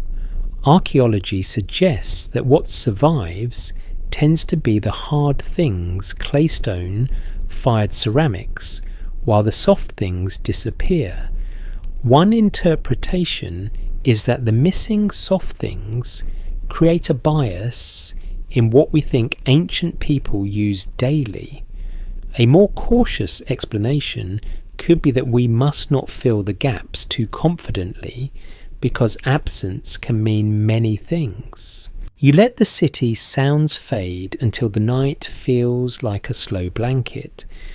You think of the artifact again, not as an impossible object, but as an object that could have lived in a world where time is watched, counted and ritualized. You imagine someone using it not with a dramatic music, but with quiet concentration, perhaps checking a pattern, aligning a mark, making sure the count is right before announcing something to a waiting group. And you notice how this changes the feel of the mystery. The artifact becomes less like a futuristic fragment and more like a human tool for managing uncertainty. The sky is unpredictable. The river is unpredictable. Crops can fail. Timekeeping is a way of creating steady ground. Some parts are documented, some are interpretation, and some are gentle imagination. will keep the solid ground separate from the mist. You add a final small joke because your brain cannot resist. If you ever want to feel humble, try tracking lunar cycles without an app. You will miss one clouded night and suddenly it's month of maybe, and the whole city is looking at you like you just forgot your own birthday. You smile softly and you let the stars remain stars. You let the artifact remain a question. You do not force it into a conclusion. You simply stand on the roof and watch the slow movement of the sky, feeling how ancient and modern minds meet in the same place, in the desire to make patterns out of time.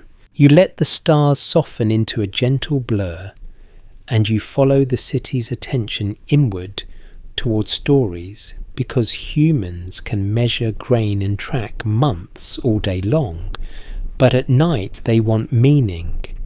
Most historians agree that Sumerian myths and hymns reflect values, power, environment, and ritual practice more than they function as literal history, and archaeology suggests that texts we have are only a surviving slice of what was once spoken, sung, and performed.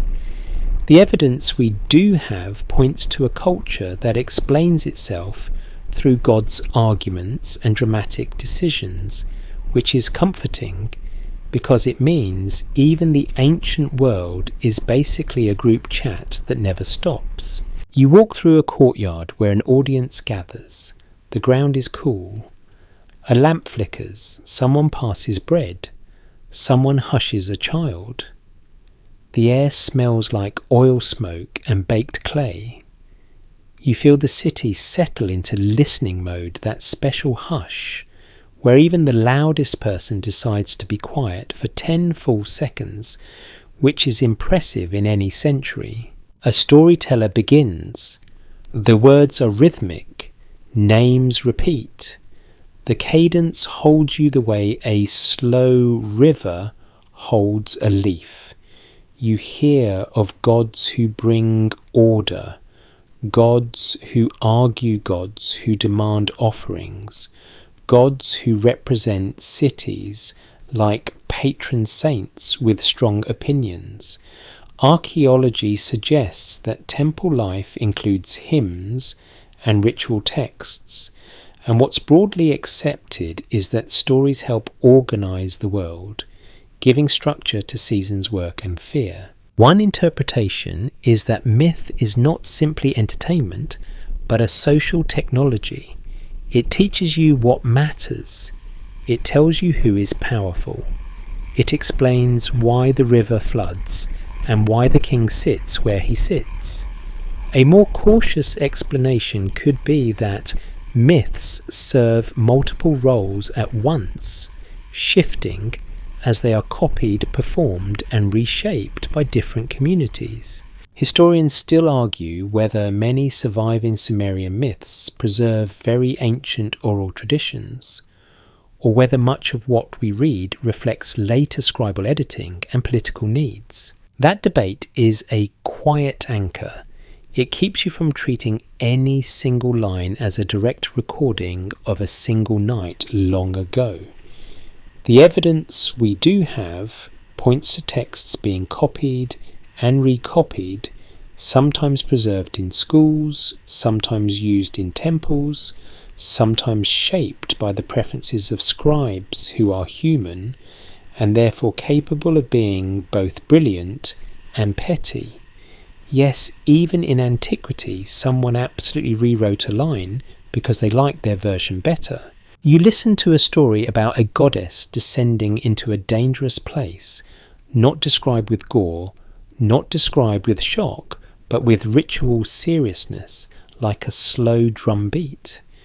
You hear of clever gods who negotiate, of boundaries crossed, of rules enforced.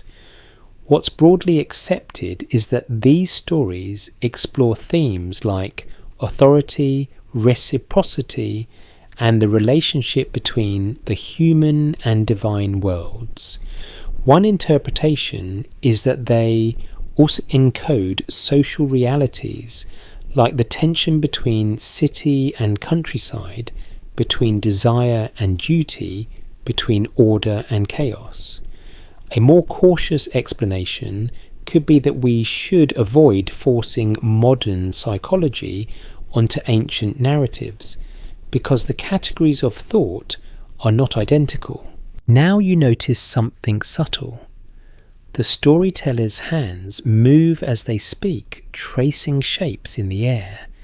The audience responds not only to the words, but to gesture, to rhythm, to repetition.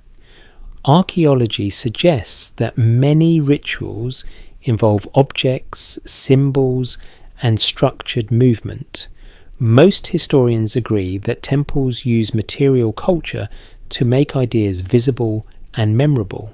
So your mind starts looking for an object in the story, not because you want to turn myth into a scavenger hunt, but because objects are how humans hold onto meaning.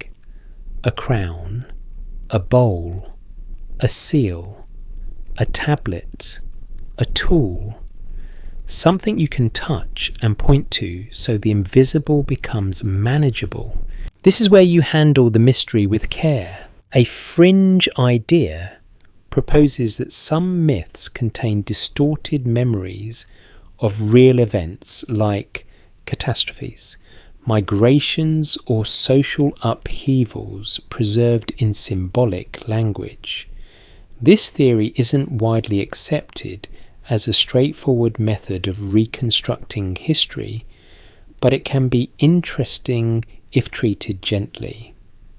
A popular rumour claims that ancient stories describe visitors or technologies that do not fit mainstream archaeology.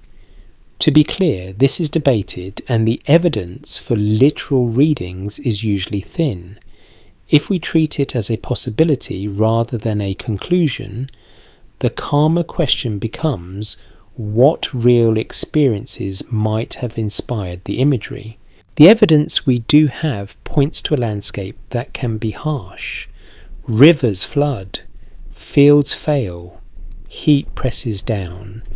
In that setting, stories about gods controlling water, fertility, and kingship make emotional sense. One interpretation is that myth is a way of speaking to uncertainty, turning it into a conversation you can participate in.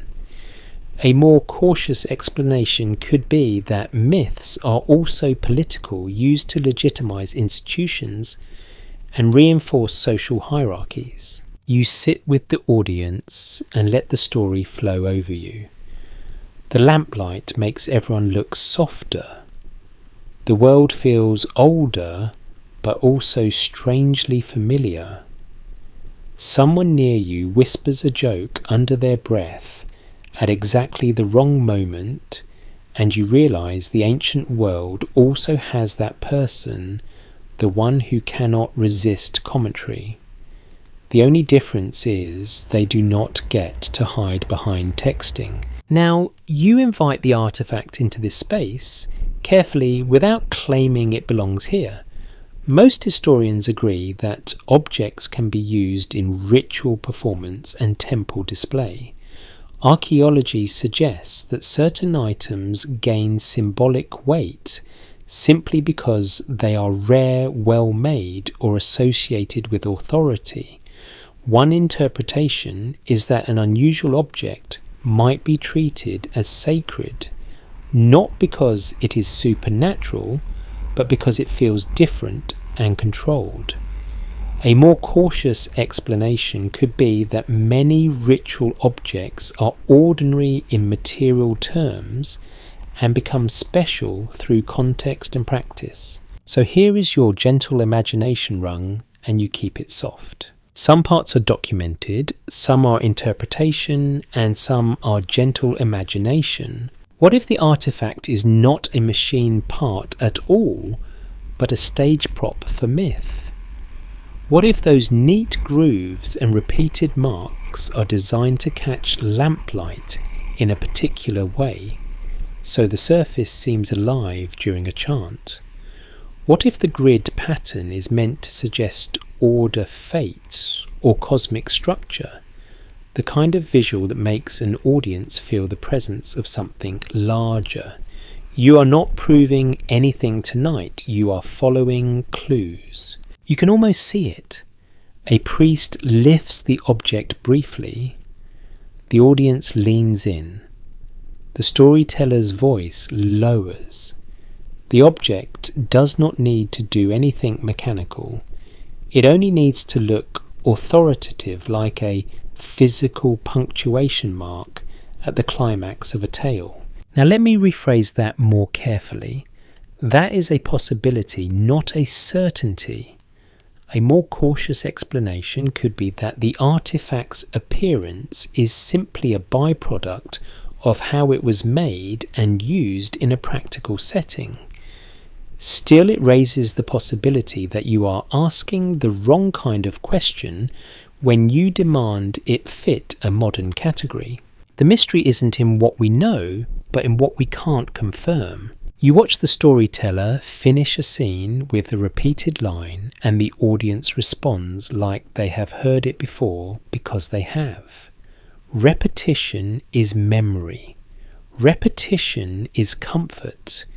Repetition is also how you get people to remember a calendar date, a ritual sequence, or a set of rules. If you want a third sleepy joke, here it is. This is the ancient version of clicking, I agree without reading, except the gods are listening, and the penalty is probably extra work in the canal. Most historians agree that myths change over time, shaped by politics, local cults, and scribal tradition. Archaeology suggests that the tablets that survive do not represent everything that was told, only what was written down and preserved. One interpretation is that the gaps in our record create space for modern imagination. A more cautious explanation could be that we should not fill those gaps too confidently, because silence does not always mean secret. Sometimes it just means loss. A fringe idea proposes that the most intriguing puzzles are hidden in those gaps, and that missing text might have contained explanations that would change everything. This theory isn't widely accepted, but it can be held as a gentle curiosity, not a conclusion. If we treat it as a possibility rather than a conclusion, we can still ask the quiet question without pretending we know the answer. What if the artifact is not evidence of the impossible, but evidence of how easily humans make meaning? A crafted surface, a rare material, a pattern that feels deliberate, and suddenly it becomes a symbol. It becomes a story. It becomes a reason to listen in the dark. You let the audience disperse. The lamps dim. The courtyard empties. Your breathing slows. And you carry one calm idea into the night. Myths do not need to be literal to be powerful. They can preserve values, anxieties, and social structures with remarkable clarity. An unusual object does not need to be from the future to feel like it does not belong. Sometimes the past makes things that feel modern because humans have always loved order drama and the comfort of a well-told story. You let the courtyard's last murmurs dissolve into ordinary night sounds, and you find yourself thinking less about stories and more about hands, because sooner or later every big idea has to pass through someone's fingers. Most historians agree that Mesopotamian artisans developed remarkable skill across many materials, and archaeology suggests that precision is not a modern invention. It is a human habit that shows up whenever people care enough to practice. You step into a different kind of workshop now, one that smells sharper. Hot metal gives off a dry mineral scent.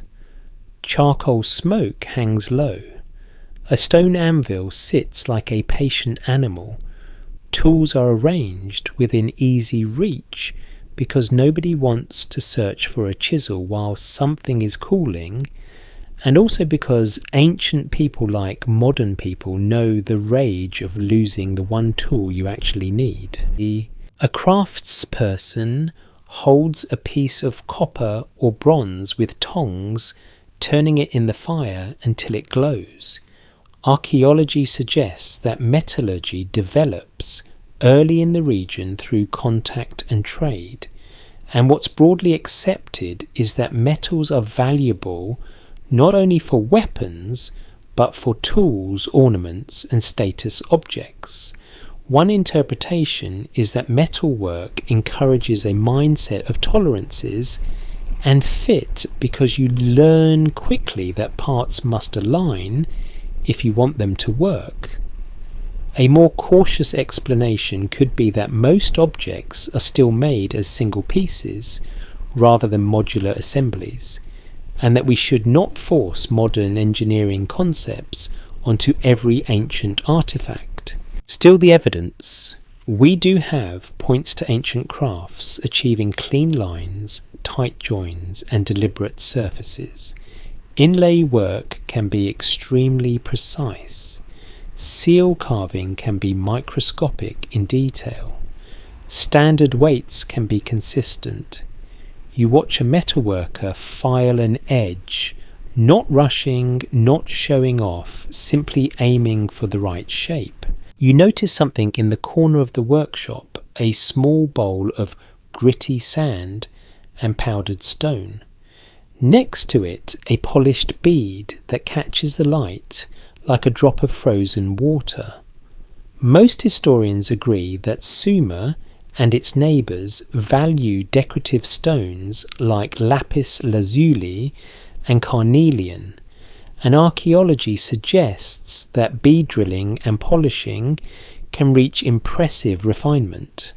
One interpretation is that when a culture can drill a tiny hole through hard stone, it is already capable of making surprisingly crisp features on other materials. A more cautious explanation could be that different workshops vary in skill and that our surviving examples may over-represent elite craft rather than everyday work. Now your mind drifts to the idea of glass, because glass feels modern to you. It feels like windows and screens and the little slab you stare at until your eyes beg for mercy. What's broadly accepted is that true glass production and widespread glass objects become more common later in the broader ancient Near East, while earlier periods often feature glazed materials, faience, and vitreous coatings that can look glassy to modernize. Archaeology suggests that people experiment with heat minerals and colour long before glass becomes a daily material. One interpretation is that a shiny surface can trick your instincts. A glossy glaze can feel like modern polish. A more cautious explanation could be that a well-finished ancient surface is simply well-finished, and your brain is the one doing the time travel.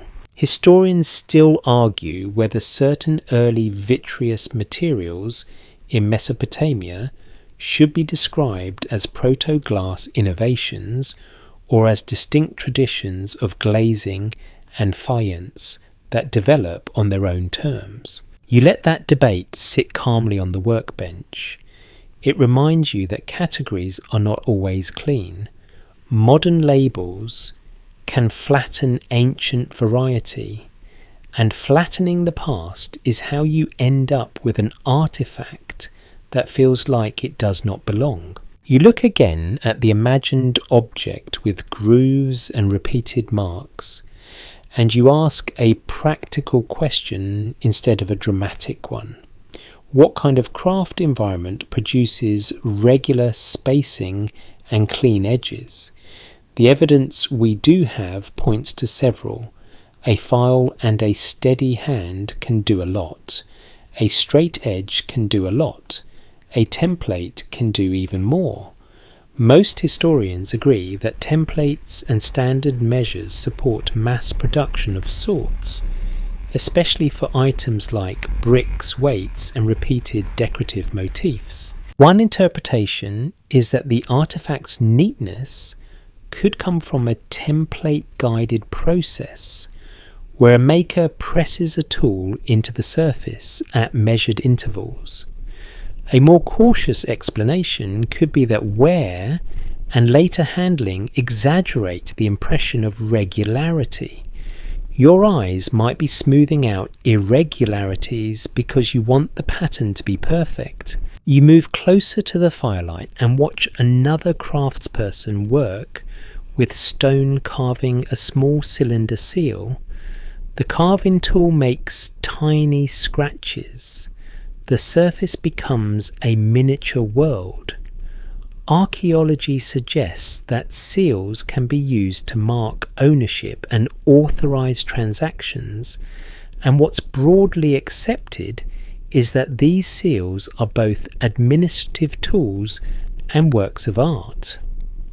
One interpretation is that the ability to carve such small, consistent lines makes it less surprising that an ancient object could carry crisp grooves. A more cautious explanation could be that seal carving is a specialized skill and not every workshop can replicate it.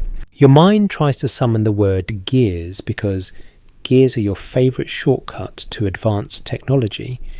You picture teeth interlocking, power transferring motion becoming predictable. But the evidence we do have points to ancient technology often favouring simpler mechanical solutions like levers, pulleys, wedges, and the patient use of human and animal labour. Most historians agree that complex geared mechanisms are rare in the ancient record, and when they do exist in other contexts, they are exceptional and often appear much later than early Sumer. So you keep your language careful. You do not say the artifact is a gear. You say it might resemble one to a modern eye. That's a possibility, not a certainty. To be clear, this is debated. A popular rumour claims that ancient people built intricate machines that have simply been erased from history. A fringe idea proposes that unusual artifacts are broken fragments of those machines. This theory isn't widely accepted, but it survives because it is emotionally satisfying. It makes the past feel like a secret club you were not invited to. If we treat it as a possibility rather than a conclusion, the more cautious explanation could be that rarity itself creates drama. When you see one strange object among thousands of ordinary ones, your brain gives it a spotlight. You let the workshop reveal its own truth. Most things being made are not mysterious. They are bowls, tools, fasteners, ornaments, weights. The city runs on necessities.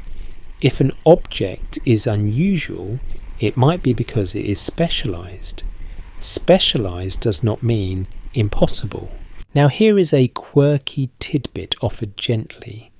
There is a much later Mesopotamian rock crystal object sometimes discussed as a possible lens, and a popular rumour claims it was used as a telescope. Most historians agree that the evidence for that specific use is uncertain, and scholars continue to debate what it was actually for, perhaps a decorative inlay, a magnifying aid, or something else entirely. If the evidence is thin, we'll say so. The point is not to insist on a conclusion, but to remember that ancient objects can surprise you and modern interpretations can overreach. You allow yourself a light joke to keep the mood soft. If someone did invent a telescope, they would immediately point it at the neighbours and complain about their construction standards. Human nature does not change, only the distance you can judge it from. You watch a craftsperson polish a surface until it shines. The reflection is faint but real. In the flicker of firelight, the object looks alive. One interpretation is that shine itself can feel magical. A more cautious explanation could be that shine is simply effort made visible. You pick up a small finished piece, a bead or a seal, and feel how satisfying it is. You understand why an ancient person might cherish something well made. You also understand why a modern person holding a smooth and regular artifact under sterile museum lights might feel that jolt of wrongness. Second light joke, because your brain insists. Somewhere in this workshop is an ancient quality control inspector whose entire job is to stare at your work and make a disappointed noise. No words, just a noise. The oldest performance review in history. You step back and let the truth ladder do its quiet work. Some parts are documented, some are interpretation, and some are gentle imagination. Documented Mesopotamian crafts can be precise, with seals inlay weights and metalwork showing skilled control. Interpreted irregular patterned surface could result from templates, measured spacing, and specialized workshop practices.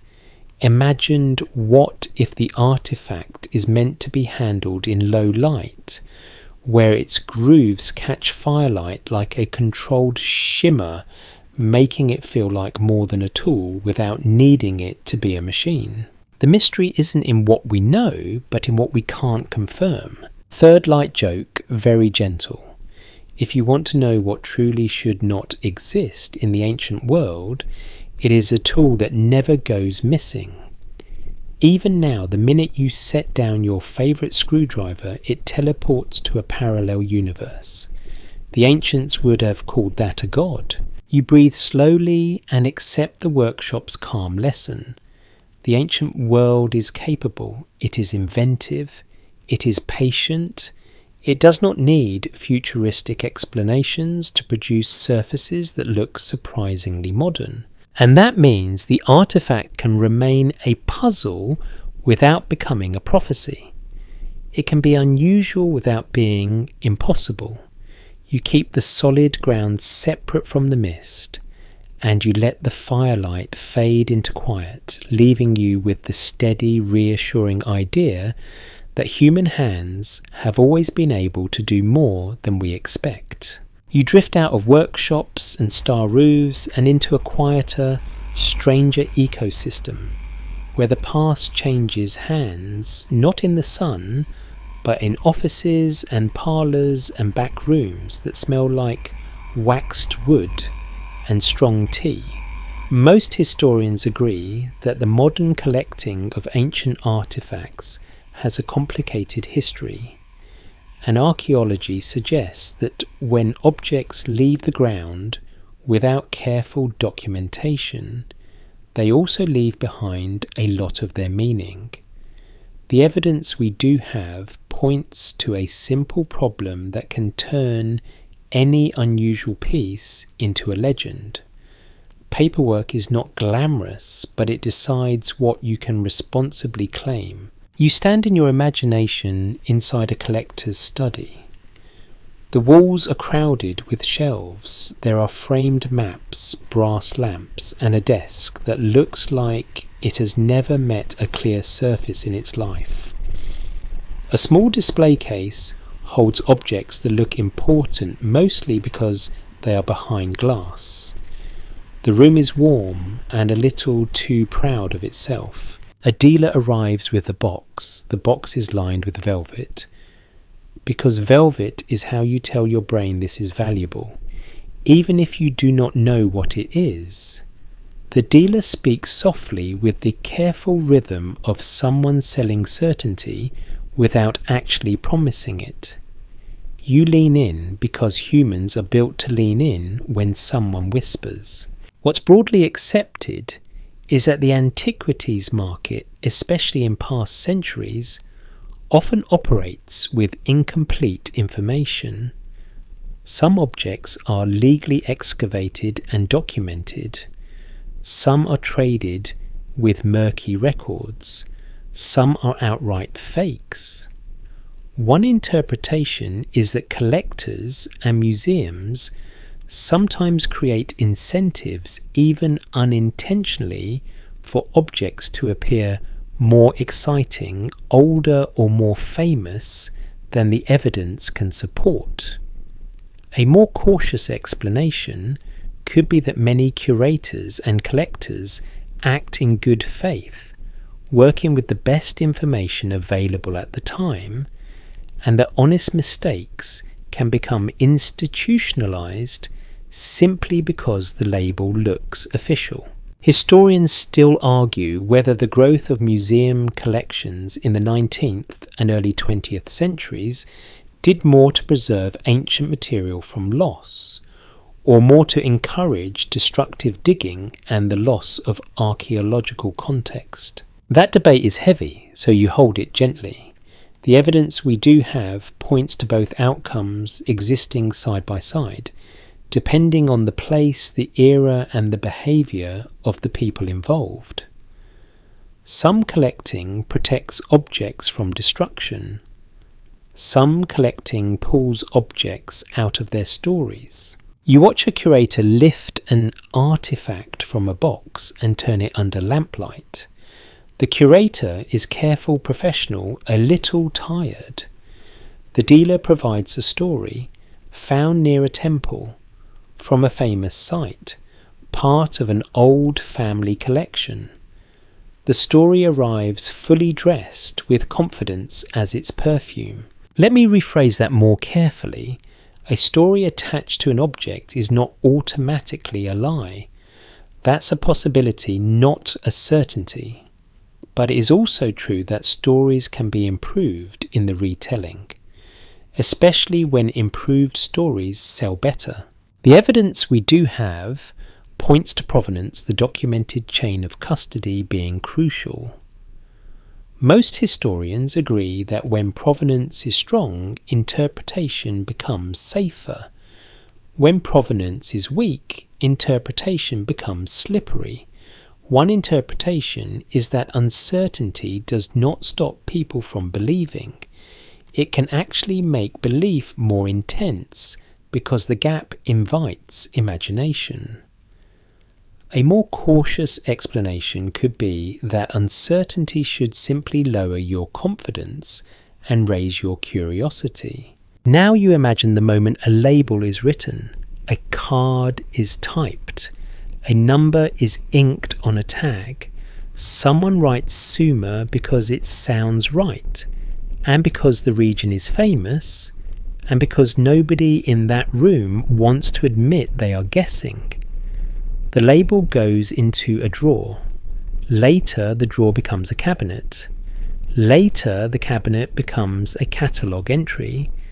Later, the catalogue entry becomes a fact in someone's mind. Because it has been printed and printed, things feel authoritative. First light joke, very soft. It is basically the ancient version of when you save a file as final, final, final, and then trust it, like it came from a deity. Except this time, the file is a label, and it might last longer than your entire civilization. Archaeology suggests that many objects in older collections are real and ancient, but their exact find spot and context may be uncertain.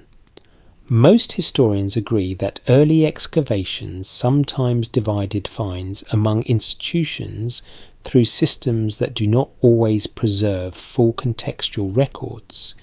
One interpretation is that an object can become a kind of orphan real, but separated from its original home. A more cautious explanation could be that the orphan status is sometimes exaggerated by rumour, and many collections actually contain more documentation than popular stories suggest.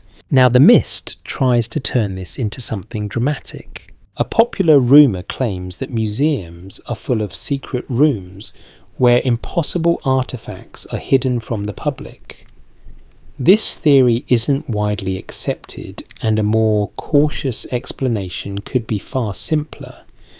Museums often have large storage areas because only a small portion of collections can be displayed at once, and because some items are fragile under study or not well understood.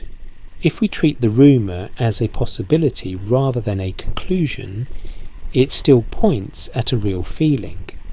Storage feels mysterious because it is quiet and inaccessible, not necessarily because it is conspiratorial. Still fakes are real.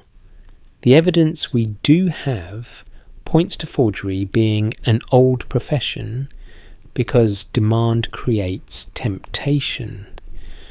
Most historians agree that when collectors pay high prices for certain categories of objects, forgers respond. One interpretation is that a forgery does not have to be perfect. It only has to be convincing enough for the moment, especially if the buyer wants to believe. A more cautious explanation could be that many scholars and institutions actively study forgeries, develop methods to identify them, and revise catalogues when errors are discovered. You picture a forger at a workbench.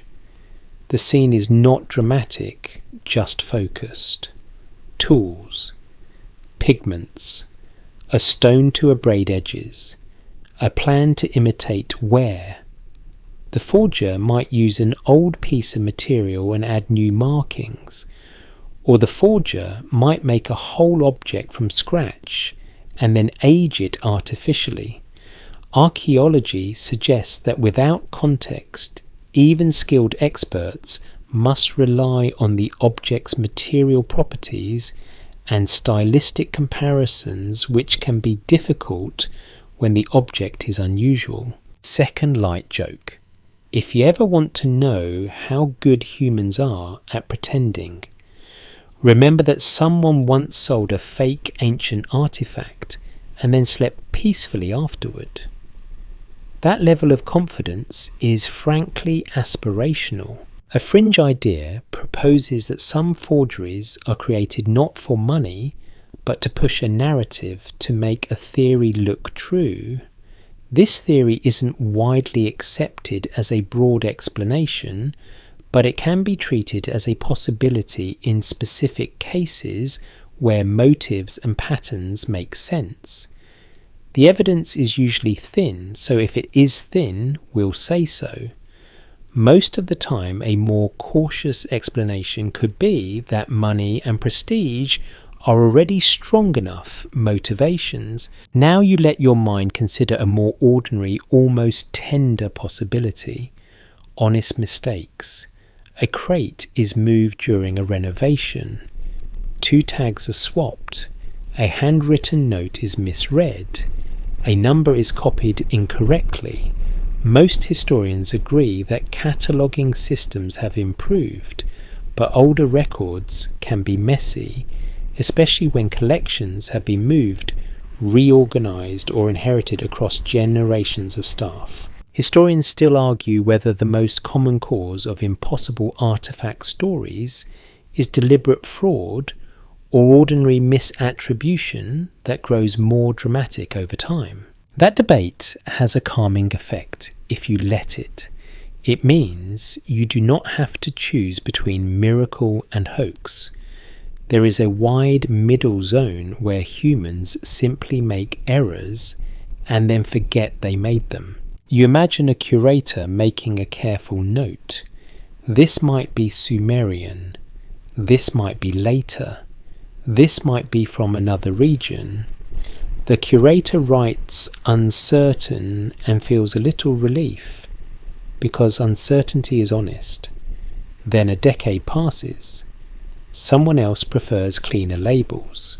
The word uncertain disappears. The object becomes more definite on paper than it ever was in reality.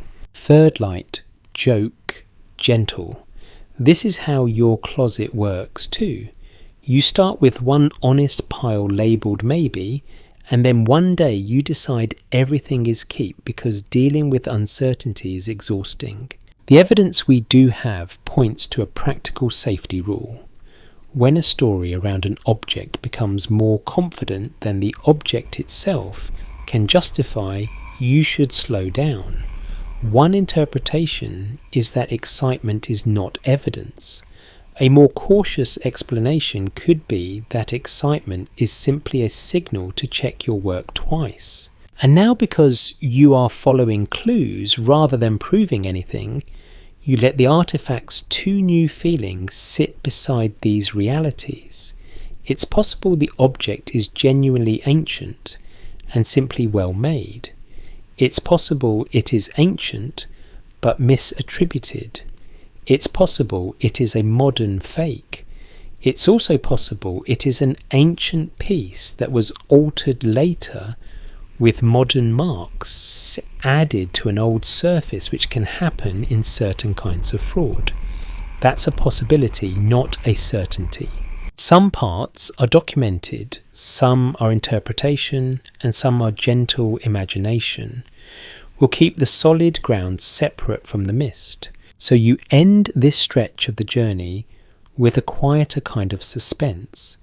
Not the suspense of secret vaults and forbidden knowledge, but the suspense of paperwork motives and the human desire for a good story. Because sometimes the artifact that should not exist does exist. It exists in the space between what is real and what is claimed.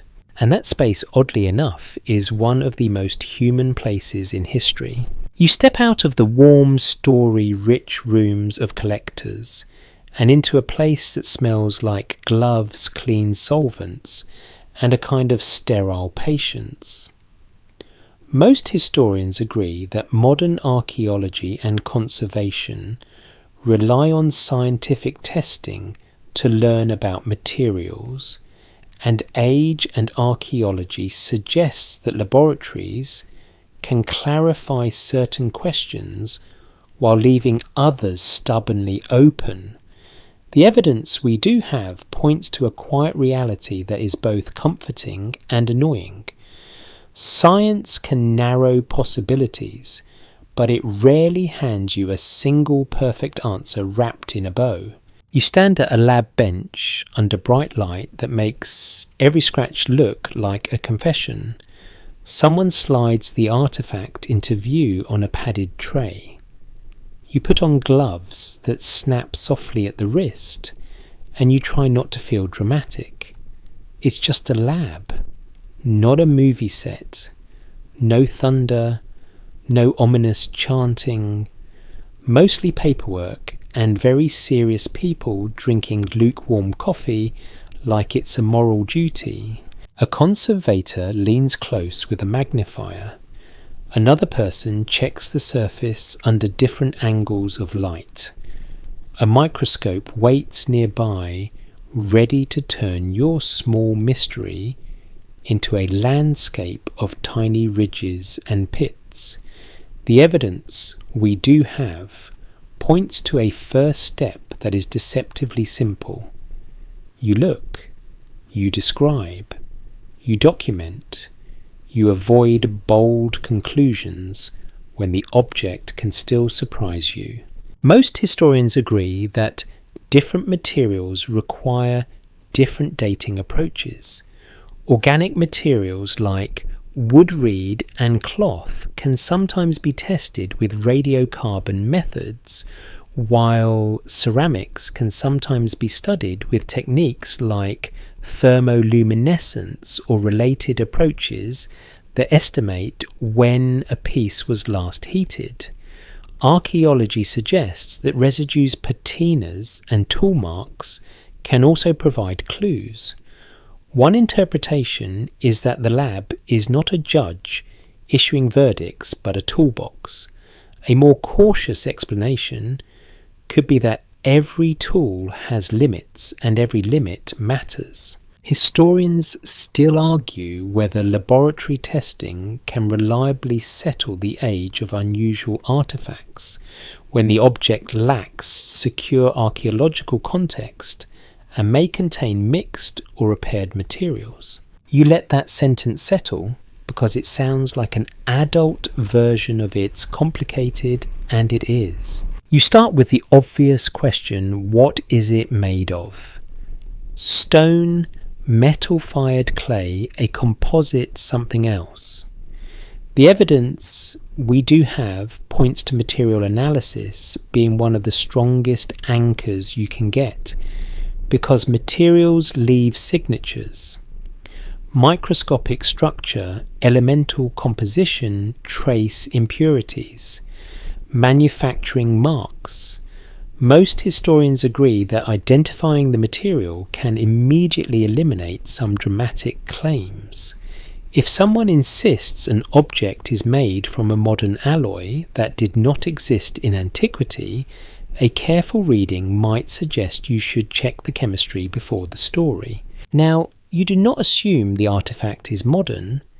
You keep your language careful.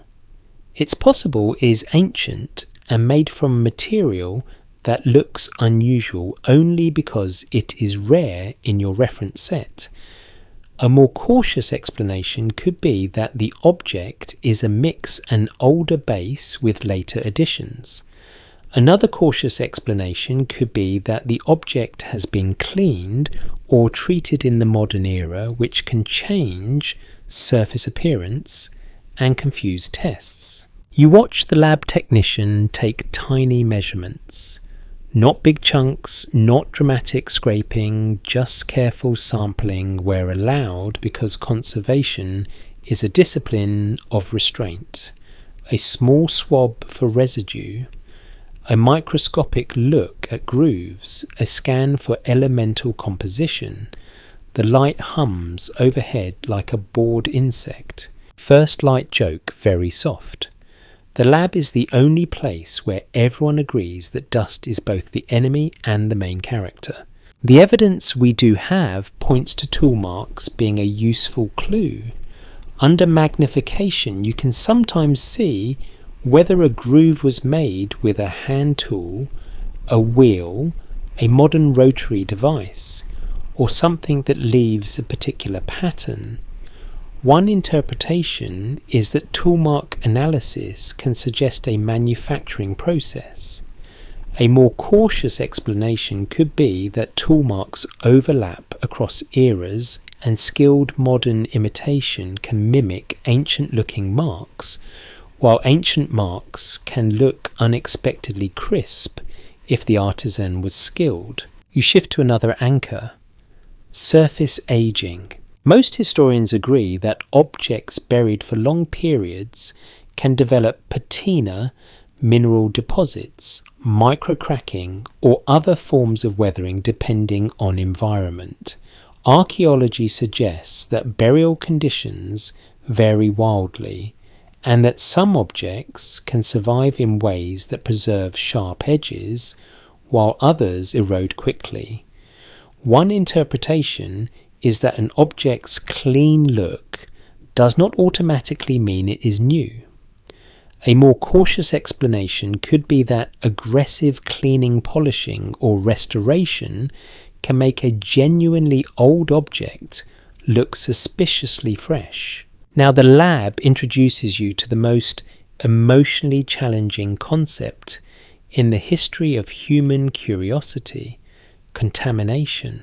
If an object has been handled, cleaned, glued, or stored in certain materials, it can pick up modern carbon, modern residues, or modern compounds that confuse tests. Radiocarbon methods, for example, can be sensitive to contamination if you are testing organic traces. Thermoluminescence-related techniques can be complicated if an object has been heated, later exposed to strong light, or otherwise altered. The evidence we do have points to a basic caution. Tests can give you numbers, but numbers come with assumptions. Second light joke. You know it's serious science when the answer is maybe, but written in a font that costs $3,000. A careful reading might suggest that the artifact's strangest feature is also its biggest testing problem. If it is a composite part stone and part metal, or a stone base with a resin filling, or a surface with inlays, then what you test matters. If you test a repair, you might date the repair. If you test a residue from a modern adhesive, you might date the adhesive. That's a possibility, not a certainty, but it happens often enough to keep people humble. A more cautious explanation could be that the artifact's history includes multiple phases: ancient manufacture, ancient use, later reuse, modern cleaning, modern storage. Each phase leaves traces. The lab does not read the past as a single timeline. It reads it as layers, and sometimes those layers disagree. Now the mystery tries to sneak in wearing a lab coat. A popular rumour claims that scientists refuse to test certain artifacts because the results would be too shocking. This theory isn't widely accepted, and a more cautious explanation could be that testing is limited by cost preservation, ethics, access, and the need for sampling permissions.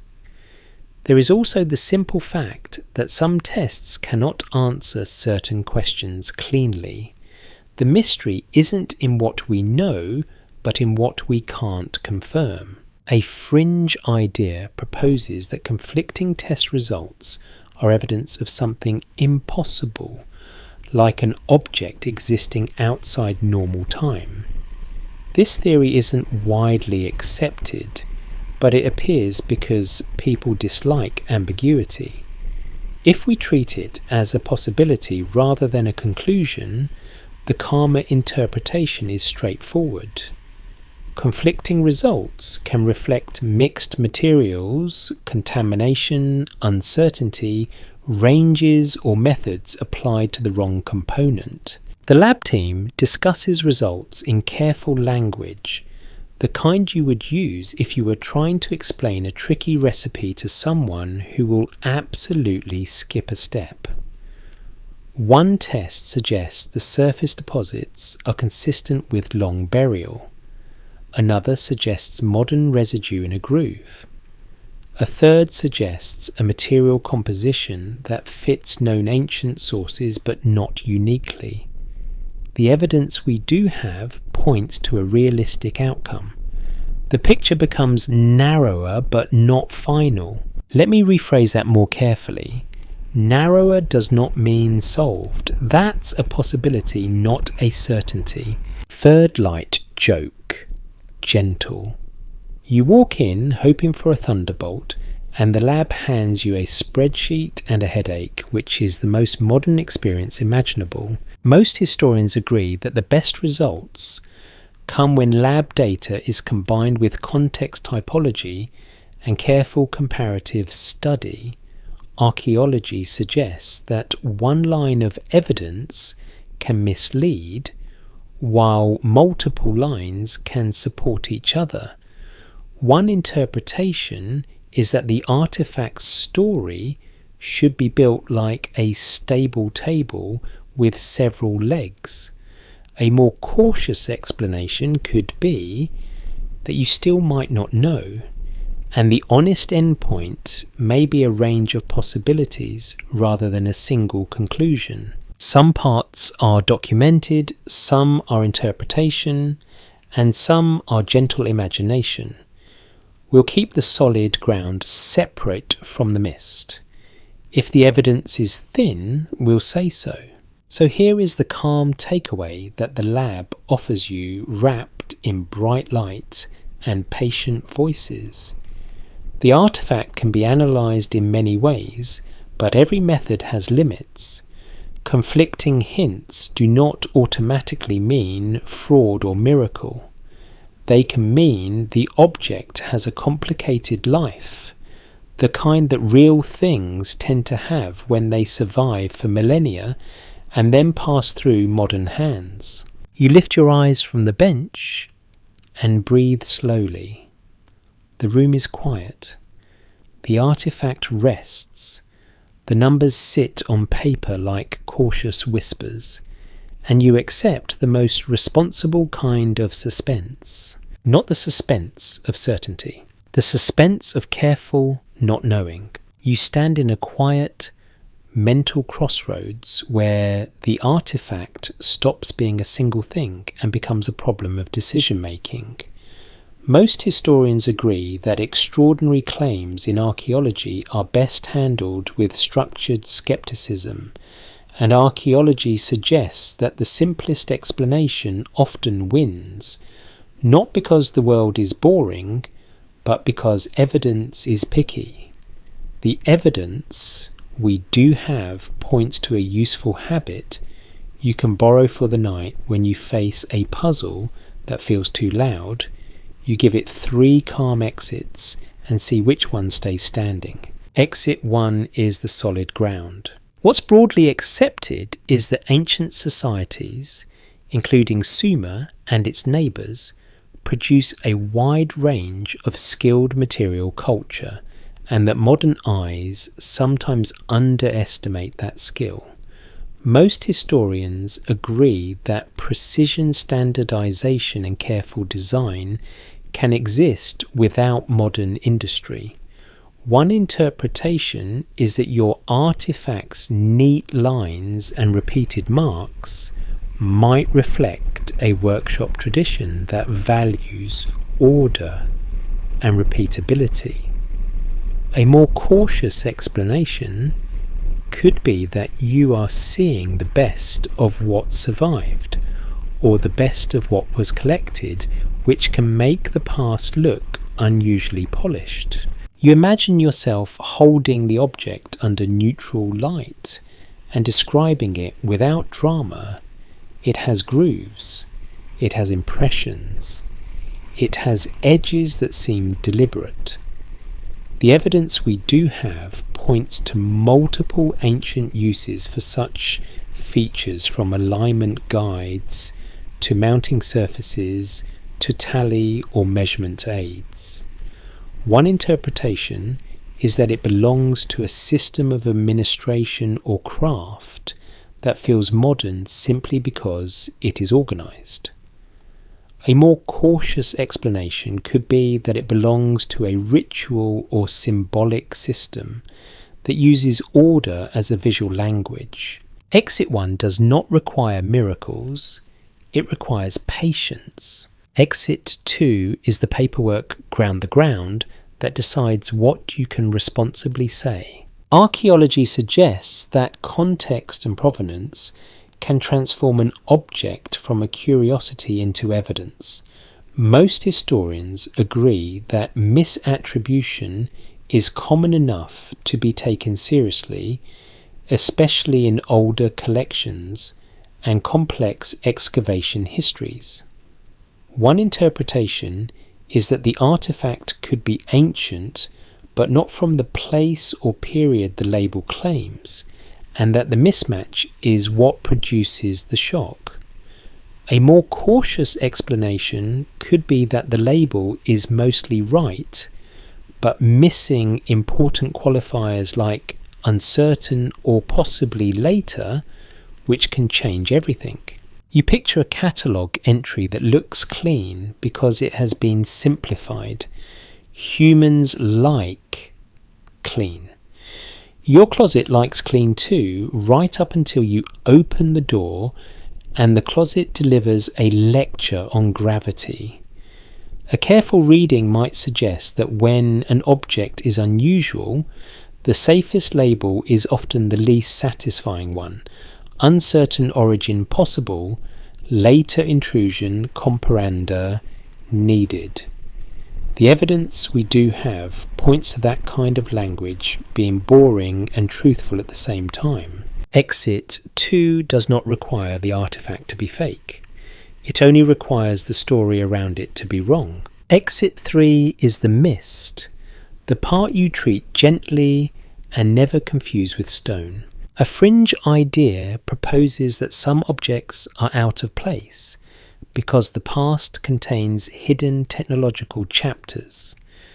This theory isn't widely accepted, but it persists because it feels like an upgrade to history. A popular rumour claims that the ancient world holds devices or knowledge that modern institutions hide or dismiss. If we treat it as a possibility rather than a conclusion, we can still ask questions without pretending we have answers. What if the story is pointing at something else?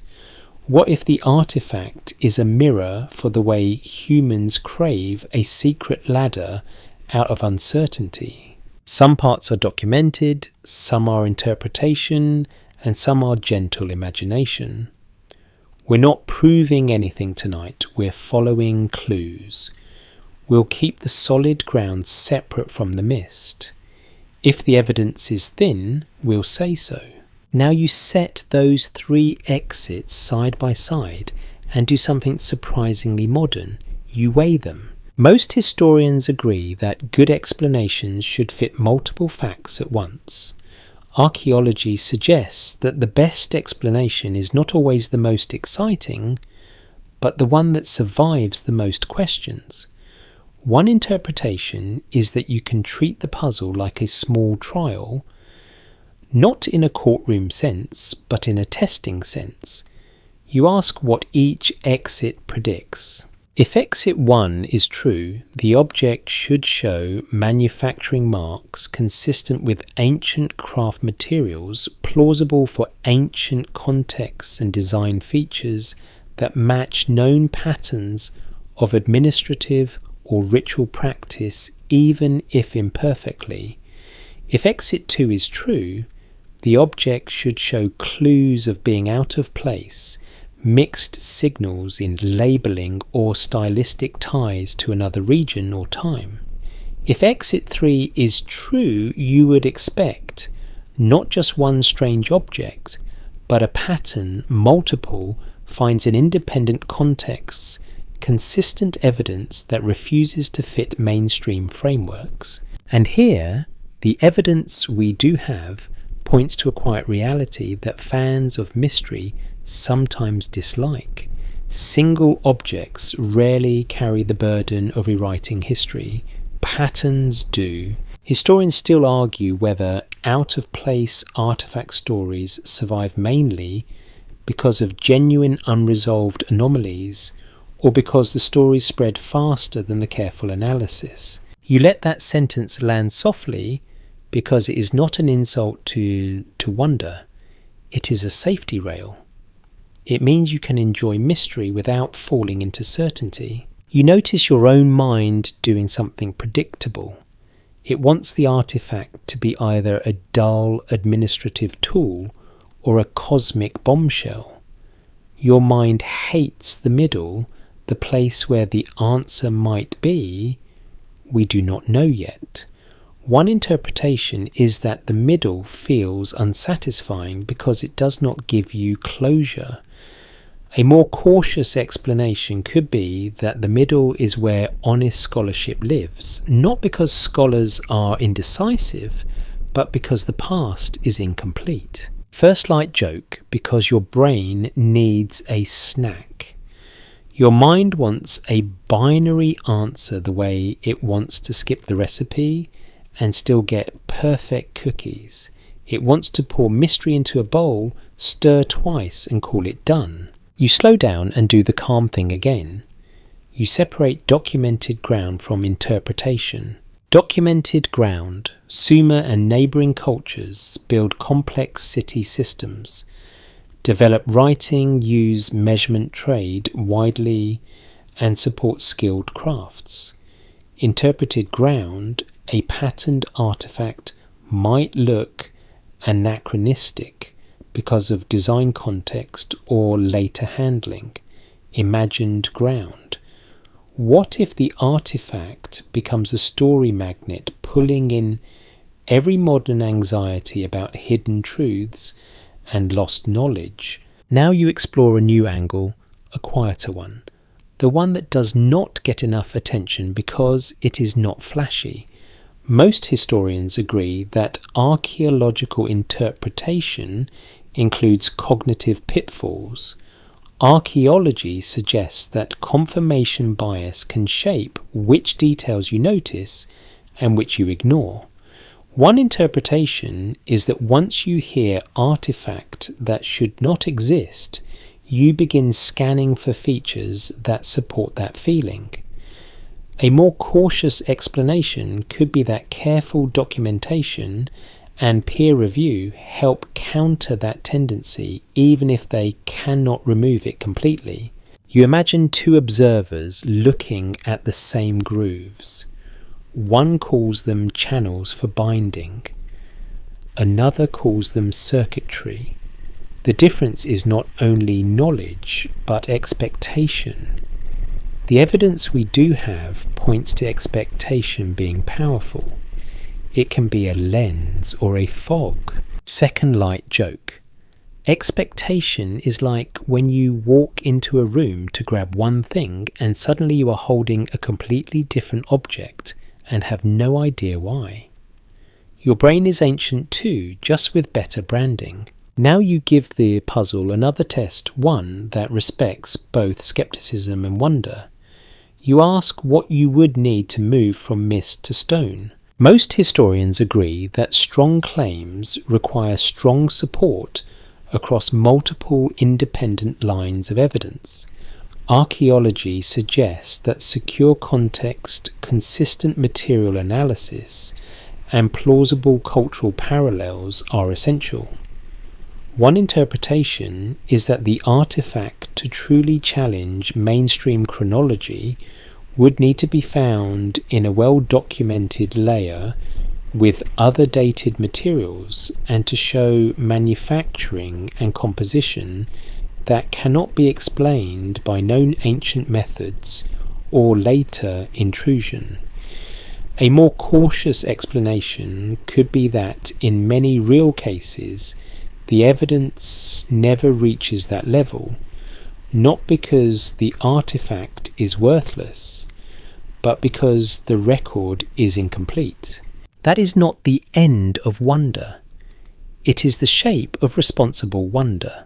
A fringe idea proposes that gaps in evidence are intentional, that someone removed the missing pieces.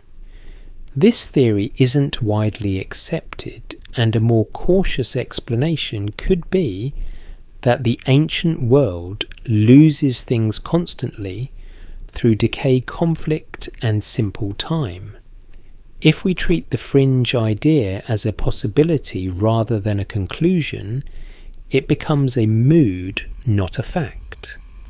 A cinematic what if you can hold without turning it into a claim. Third light joke, gentle and sleepy. If someone really did hide all the evidence, they were also organised enough to leave the rest of history lying around, which is a very human level of follow-through.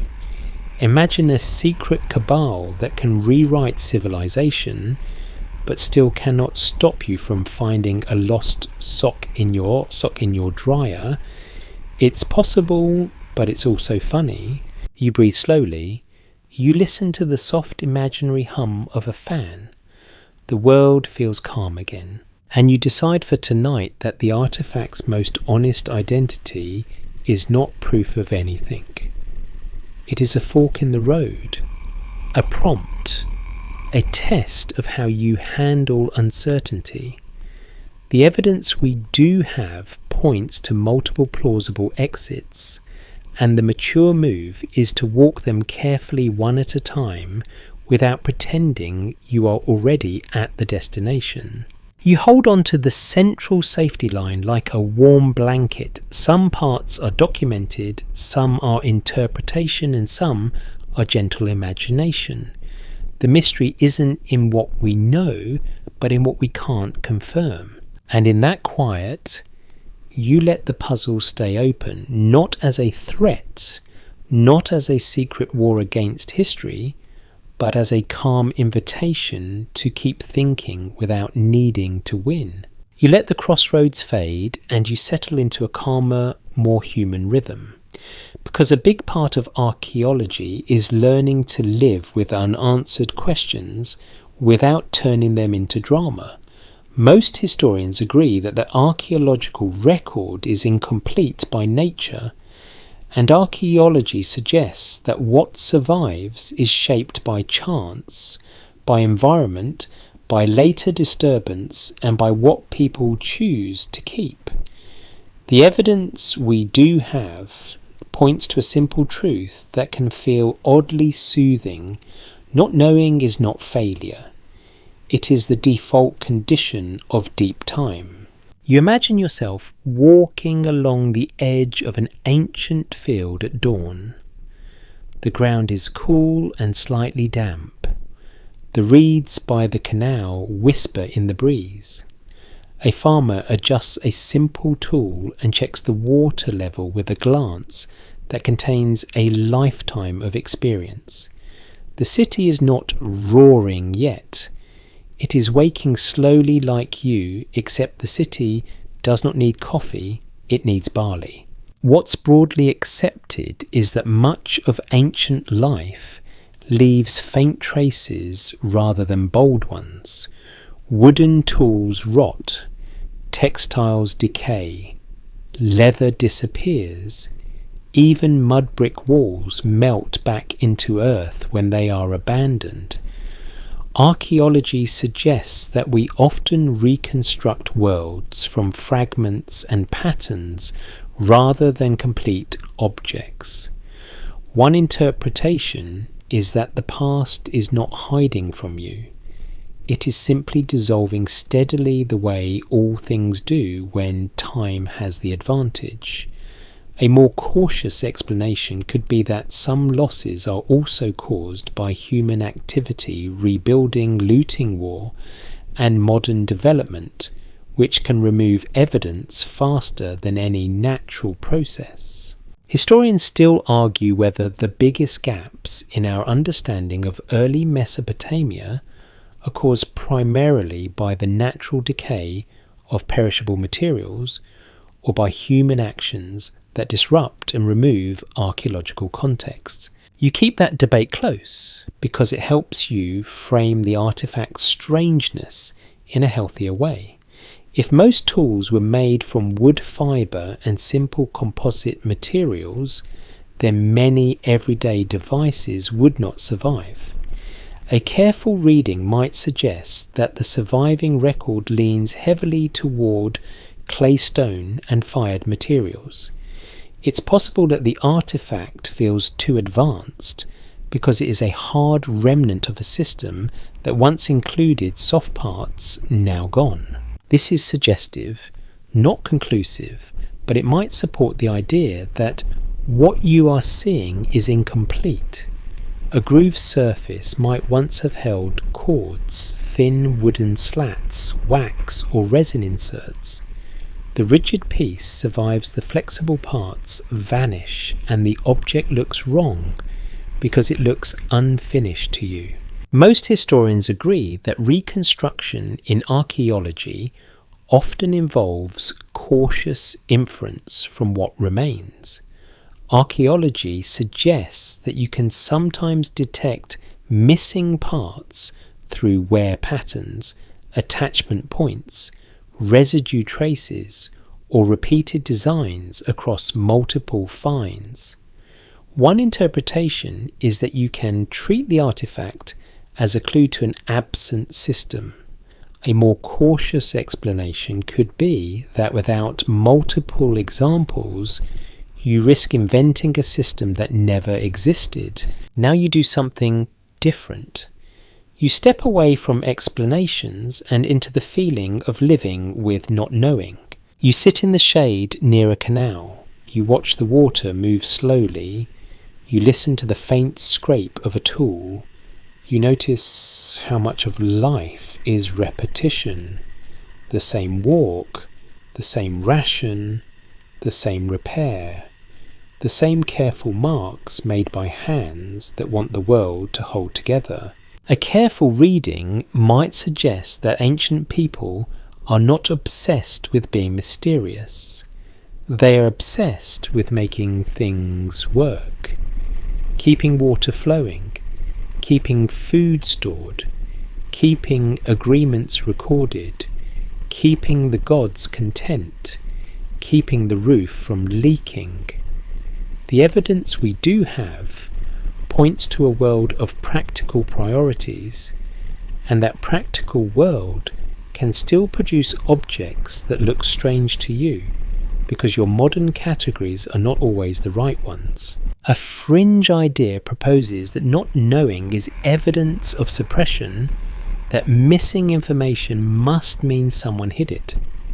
This theory isn't widely accepted, and a more cautious explanation could be that information goes missing all the time because survival is uneven. If we treat the fringe idea as a possibility rather than a conclusion, we can acknowledge the mood behind it without adopting the claim. The mood is the human discomfort with gaps. You want the past to be a complete story. The past gives you a handful of pages and asks you to imagine the rest carefully. The mystery isn't in what we know, but in what we can't confirm. You let that line become a soft refrain. It keeps you from turning the artifact into a battle between believers and skeptics. It keeps you in the middle where curiosity can breathe. Now you explore a new kind of interpretation, one that is less about the object itself and more about what it does to you. One interpretation is that the artifact is a test of attention. It forces you to slow down and separate what is documented from what is interpreted. A more cautious explanation could be that you are romanticizing your own uncertainty and that the object might have a mundane explanation that would become obvious if you had better comparative material. First light, joke, gentle. If you could just ask the original maker what it was, they would probably sigh and say, "It's for the thing," and then walk away, leaving you with exactly zero additional clarity. Humanity has always been terrible at labelling. Most historians agree that humility is not a weakness in historical study, it is a method. Archaeology suggests that acknowledging uncertainty protects you from overclaiming. One interpretation is that a culture of careful debate, the kind that uses phrases like might suggest and could be, is the strongest defense against both gullibility and cynicism. A more cautious explanation could be that too much caution can also slow discovery, so the balance matters. Historians still argue whether the best archaeological interpretations come from bold hypotheses tested aggressively or from cautious incremental models built slowly over decades. You let that debate roll like the canal water, steady and persistent. It reminds you that different temperaments shape the field. Some people push, some people refine. Both can be valuable if they respect evidence. Now you allow yourself a cinematic what if, but you keep it explicitly gentle and clearly separate from claims. Some parts are documented, some are interpretation, and some are gentle imagination. What if the artifact's real power is not what it is, but what it invites? What if it invites you to imagine the missing workshop noises, the missing soft components, the missing hands, passing it from one person to another? What if it invites you to feel the weight of time, not as a timeline, but as layers of use, repair, reuse, and forgetting? What if it invites you to picture a young apprentice learning to align marks to space impressions, to check fit by touch? The apprentice is tired. The apprentice is careful. The apprentice is thinking about dinner. The artifact becomes a teaching tool, not because it contains secrets, but because it trains attention. That's a possibility, not a certainty. A more cautious explanation could be that the artifact's appearance is simply the result of a practical design choice, and the drama comes from modern eyes. Still, the exercise of imagining missing context can be useful if you keep it honest. Second light joke. Imagine trying to explain to an ancient apprentice that in the future, people will argue online about whether their tool is proof of aliens.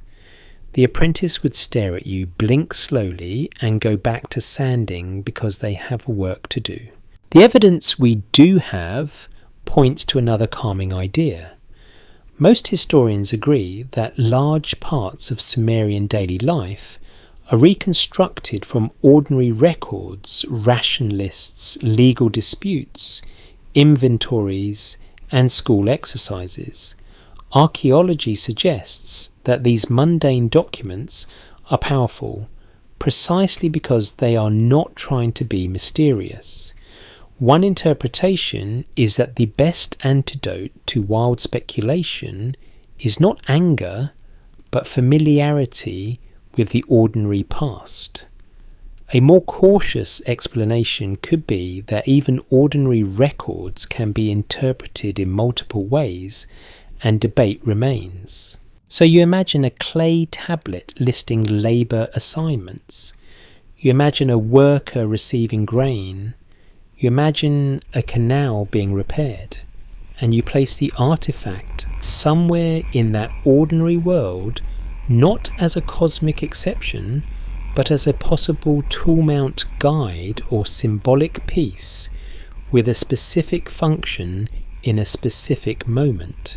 Historians still argue whether many unusual objects from early Mesopotamia are rare because they were truly uncommon or because they were made from perishable materials that did not survive. That debate gives you permission to wonder without claiming. It also gives you permission to rest, because the point of tonight is not to solve a case file. It is to walk slowly through the landscape of evidence and possibility, and to let the mind relax into uncertainty without turning it into fear. Third light joke, very soft. The ancient world is like your phone's storage. You assume everything important is saved somewhere, and then you realise half of it is gone, and the rest is mislabelled, IMG01, but make it clay. You breathe in, and you let the dawn field fade into a calmer haze. You feel the gentle rhythm of water, the steady work of hands, the slow patience of time. The artifact remains a puzzle, but it is no longer a loud one. It is a quiet companion in the dark, reminding you to hold wonder responsibly. And with that, you settle into the simplest, most honest comfort history can offer. The past is vast, your evidence is partial, your imagination is welcome, and your certainty should stay humble. You let the dawn field dissolve into a softer, weightless quiet, and you return to the artifact one last time, not as a verdict, but as a gentle object resting in your mind like a smooth stone in your pocket. Most historians agree that Sumer's lasting legacy is not a single mysterious item, but the broad foundation of urban life, writing and administration, and archaeology suggests that the most responsible way to handle an unusual find is to keep the solid ground separate from the mist. The evidence we do have points to a calm conclusion that isn't really a conclusion at all. The artifact does not need to be a revelation to be worth your attention. You imagine it again under neutral light. The grooves, the repeated impressions, the neatness that feels almost too tidy for your mental picture of antiquity. You let yourself acknowledge the emotional truth first. It feels strange. It triggers a modern instinct. It whispers, "I don't belong." And then you answer with the calmer voice you've practiced all night. Let me rephrase that more carefully. The feeling of not belonging is not evidence by itself. That's a possibility, not a certainty.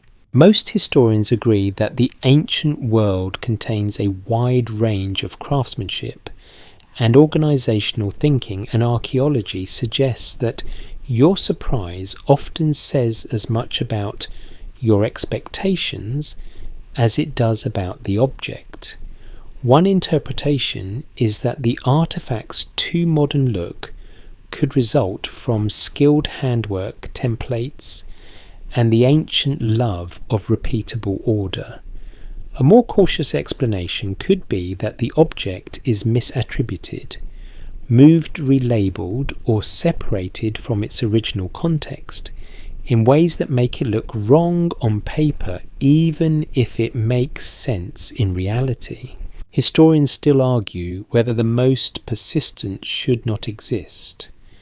Stories are kept alive by truly unresolved anomalies, or by the way human minds prefer dramatic narratives over uncertain catalogues. You let that debate sit in the centre of your chest, like a slow, steady breath. It's not cynical, it's protective. It reminds you that wonder and rigour can coexist. You do not need to mock the mystery. You only need to place it in its proper category. So you climb the truth ladder one last time gently. Documented Sumerian cities develop complex administration, measurement, trade networks, and skilled crafts, and their material culture can be surprisingly precise. Interpreted, an unusual artifact might look anachronistic because of workshop design choices, missing perishable parts, context disturbance, or cataloguing errors. Imagined, what if the artifact is a story magnet, pulling modern hopes and fears into its grooves, not because it contains a hidden truth, but because it invites you to practice curiosity without certainty. A fringe idea proposes that the artifact is literal evidence of lost advanced technology.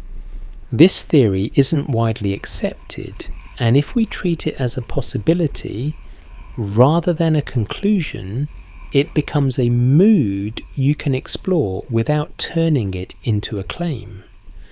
A popular rumour claims that there are objects that rewrite everything waiting in the shadows of storage rooms. The evidence for that kind of sweeping narrative is usually thin, so if it is thin, we'll say so. A more cautious explanation could be that the real rewriting happens slowly through many finds, many debates, and many careful revisions. You picture a table of scholars in a quiet room, not arguing loudly but discussing with measured language. They hold the object. They compare it. They check notes. They say words like, possibly suggests uncertain needs more data. That might sound unromantic, but it is actually a kind of respect. It is refusing to pretend the past is simpler than it is. First light. joke gentle. If you want a truly forbidden artifact, it's the one that arrives with complete paperwork, clear context, and no controversy. Archaeologists would faint from the shock. You let yourself smile. The night has been heavy with possibility, so you keep the mood light without getting silly. You remind yourself that mysteries can be quiet like a low fan hum, not a siren. Now, to be clear, none of this means the artifact is boring. It means it is honest. It is a prompt. It is a question mark that teaches you how to hold questions. The mystery isn't in what we know, but in what we can't confirm. And that is not a failure. It is an invitation. Second light joke, sleepy. Your brain really wants the artifact to be a time machine part, but your brain also thinks it can start exercising tomorrow with no plan. It's enthusiastic, not reliable. You breathe slowly and imagine the artifact being put back into its storage cradle, foam supporting it, paper wrapping it, a label nearby that tries its best. You imagine the quiet of the storage room, the gentle hum of climate control, the soft click of a dehumidifier, the kind of sound that makes your eyelids heavier. You allow one last question to float up and you keep it safe. What if the story is pointing at something else? What if the artifact's true lesson is about how history is built not from single objects, but from careful patterns? What if it is teaching you to resist the temptation of a single hidden truth? What if it is training you to love the past as it is fragmentary, human, and sometimes stubbornly silent? Third light joke, very soft. If the artifact really is from the future has a weird sense of design. Like, yes, let's send them a mysterious grooved rectangle. That will clear everything up. Excellent communication strategy. You chuckle barely, and then you let the humour fade into calm. And now the wind down begins. You settle your shoulders. You let your breathing lengthen. You imagine the ancient river plain under a pale moon, the canals reflecting faint light, the fields dark and still, the city's edges softened by distance.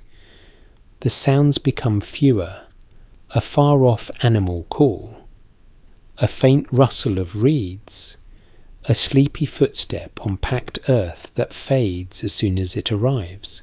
Most historians agree that Sumer's people lived close to water and worked to seasons and schedules, and archaeology suggests that their world was filled with ordinary tasks that carried extraordinary consequences, because building a city out of mud and patience is always extraordinary.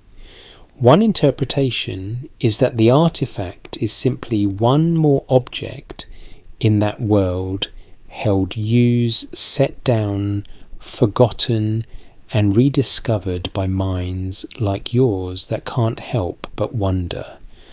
A more cautious explanation could be that we will never know its full story, and that is okay. You let the artifact rest in your mind without needing to label it. You let the grooves become just grooves, the marks become just marks. You feel the comfort of not forcing an answer. Some parts are documented, some are interpretation, and some are gentle imagination. We'll keep the solid ground separate from the mist. Your eyelids grow heavier. The ancient city grows quieter. The river keeps moving slow and steady, indifferent to your questions in the best possible way. The night air cools. The fan hum, real or imagined, becomes a soft blanket of sound. You don't need to solve anything tonight. You only need to drift, carrying a calm respect for evidence and a calm affection for mystery held at the right distance. And as the last image fades, you picture a single clay tablet drying in the morning sun, a line of wedges pressed by a hand long gone, and you feel how gentle it is that something so fragile can still speak, even imperfectly, across so much time.